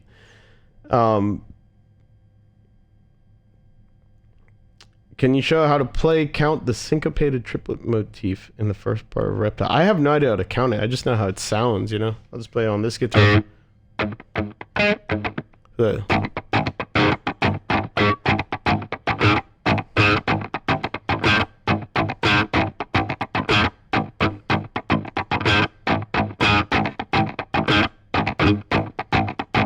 that's where it repeats. And without a beat, it just sounds like nonsense, doesn't it? And so you got such a triplet thing. But 1, 2, 3, 1, 2, 3, 1, 2, 3. You know, I never count this stuff. If I had to count it, I would lose it. You know, you just feel it. Just learn to feel it. I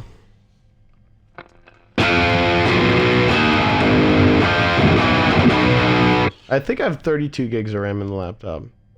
And the Spitfire stuff eats RAM or CPU, because what I do is I stream off the SSD, which will load like a fraction of the sample into the RAM and then stream it, because now SSDs are so fast, but that uses more CPU.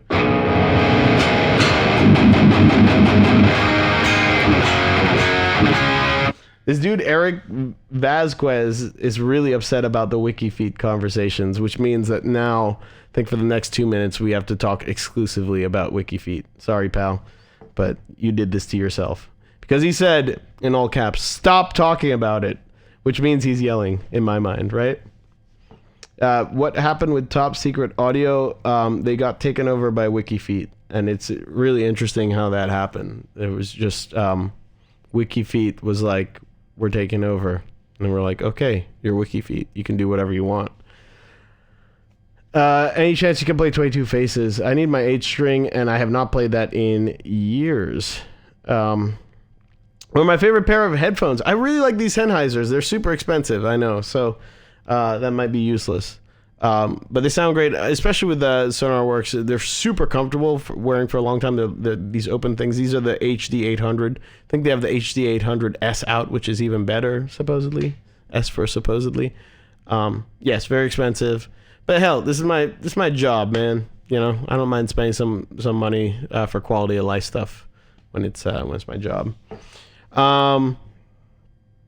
Any quick tone setting advice for basic distortion through main preamp? I mean, I basically started with that, and here we go. But here's your trick. Look how simple it is. This is the real trick. Because I see people doing, like, you know, graphic EQs, all this kind of crazy stuff, and you can do that. You know, we'll just, you know, add some more stuff here. Let's get all complicated with it. 'Cause why not, right?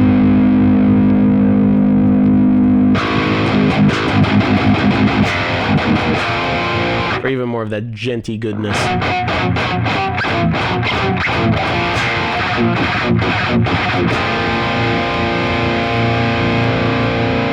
But literally, other than that, you just do like the T808. Yeah, we'll leave that there. Mostly tone level.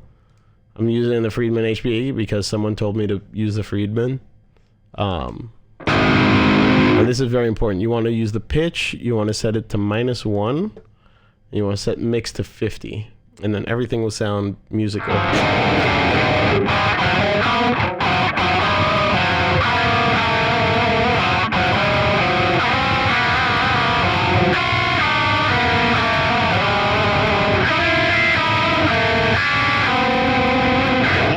And that's how you dial in a heavy tone. Got it? Good. What are my thoughts on 9-string guitars? My thoughts are, I don't think about 9-string guitars, but hey man, you do you. I think Animals as Leaders made a 9-string work, you know, but it is Animals as Leaders. Like, let's be real, you know. Are you gonna make it work, or are you just gonna rock that low string, and you could just detune a 6-string down to that range, or, you know, I don't know. I have no interest in them. I barely am interested in 8-strings. I'm gonna try and write some more stuff, just out of curiosity, just to see what happens. Any chance of doing an 8-string Pro Juggernaut? I'll make you a deal. If I write more stuff, more 8-string stuff on the new album, which means that we'll need to play it live, then I'll push for an 8-string Pro Juggernaut. I just don't want to put out stuff I'm not really playing that much. You know, I want to put out stuff that I genuinely am excited about, and that stuff I genuinely use live and have the opportunity to use live, you know. Blood Eagle tone, basically what I dialed in at the beginning with a 5150. Just kind of swap this amp out for the 5150. But this works for Blood Eagle, right?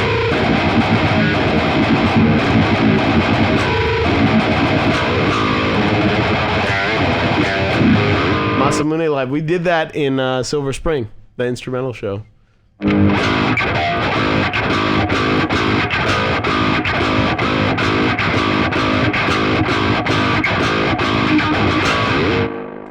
Pro Series Strat. That would be the next step after that, you know? Why is my studio so bright? So it's interesting that you asked that. I have this buddy Tom Edison who brought these things called lights over. Called them bulbs. Anyways, liked it so much I made it my solo album name, and I put them around my studio and it makes it bright. So thanks, Tommy, you're the man. Yeah.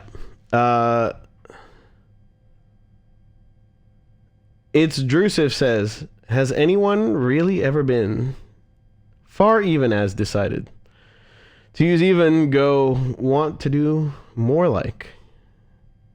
Which I don't think I've ever said that. I've seen that for like the last 10 years, but I don't think I've ever actually tried to say that. It's harder to say than it should be. But thank you for that. I appreciate it. Do I ever use Serum? Yes. If we could do a whole thing on synths another day, and we probably should, right? We should probably cover all the things. But I'm just going to go ahead and tell you, if you guys are looking at any synth stuff or sound design stuff, if you want a synth and you're like, what do I get? Just get Serum. Just start with Serum. That's the correct answer. It's not that expensive. And don't do what Kanye did and be broke and pirate it. Just buy it. It's not that expensive. And if you want sound design stuff and like the biggest repository of sounds you'd ever want, then just get Omnisphere 2. And those are the answers. And then once you really have sort of exhausted what you could do with those, or you really have the hang of those and you understand the limitations, then we'll talk about other stuff. But like, honestly, those are the two that you need. This is like online class, except I actually want to be here. I want to be here too. It's fun talking to you guys. I like it. It's a good way to kill the time. Serum is best VST. What do I use for a MIDI controller? So right now I'm using this Complete S61 Native Instruments because it's NKS compatible, and I think they gave us a good discount on them because GGD was programming NKS stuff. So, and it's good. I like it. I like it just fine. I'm considering doing like a smaller setup and just using this like on this tiny table here and getting rid of the big desk just to see what that would be like. I don't know. Could be interesting. Shred Shot with another donation. Thanks, man. Like your old pick holding technique, I have a very old bad habit I need to change. Counting strums, pick strums. It kills field vibes and being able to play/write odd time techie riffs like Blood Eagle and Reptile's second position parts. Any tips? I mean, dude, you have to brute force that stuff. I hate to say it. Changing my pick holding technique was one of maybe the hardest thing I've had to do on guitar, and it was a huge pain in the ass.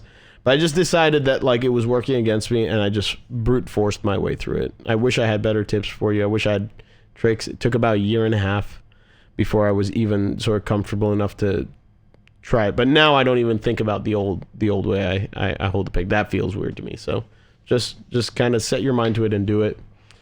Why do I choose to use the Invective as a power amp instead of something lighter? Freight costs and back pain must be ridiculous. Well, we use it in the States where we have crew setting stuff up for us. It sounds fantastic and might as well use it there.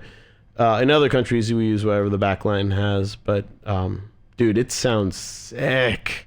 Oh, I mean, we dialed it in. Like, one of the things when I was doing that amp was like I brought an Axefx, so we're dialing it in so it would sound good with the Axefx and modelers. So, yeah, if you're standing there and you have it cranked, it's just like, yeah, it's good. So when I can have it, I definitely have it there, even just as a power amp. I mean, you prefer cold lights instead of warm? Yeah, I mean, these are like, these lights are like those daylight lights. They're like those like $30 Amazon lights. I don't know. I didn't care that much. Keeps me awake, stops me from sleeping. You know, good stuff. Anyways, guys, why don't we call it, right? I think I've shown you guys enough tricks. We have some cool tones, you know. Take notes, steal all of this, steal that, steal that, steal that. Don't steal that. That's off. This is what you want. Steal this. Yep. Steal this this multi-band trick. Oh, we don't need that. Don't steal this one. This is wrong. Yeah.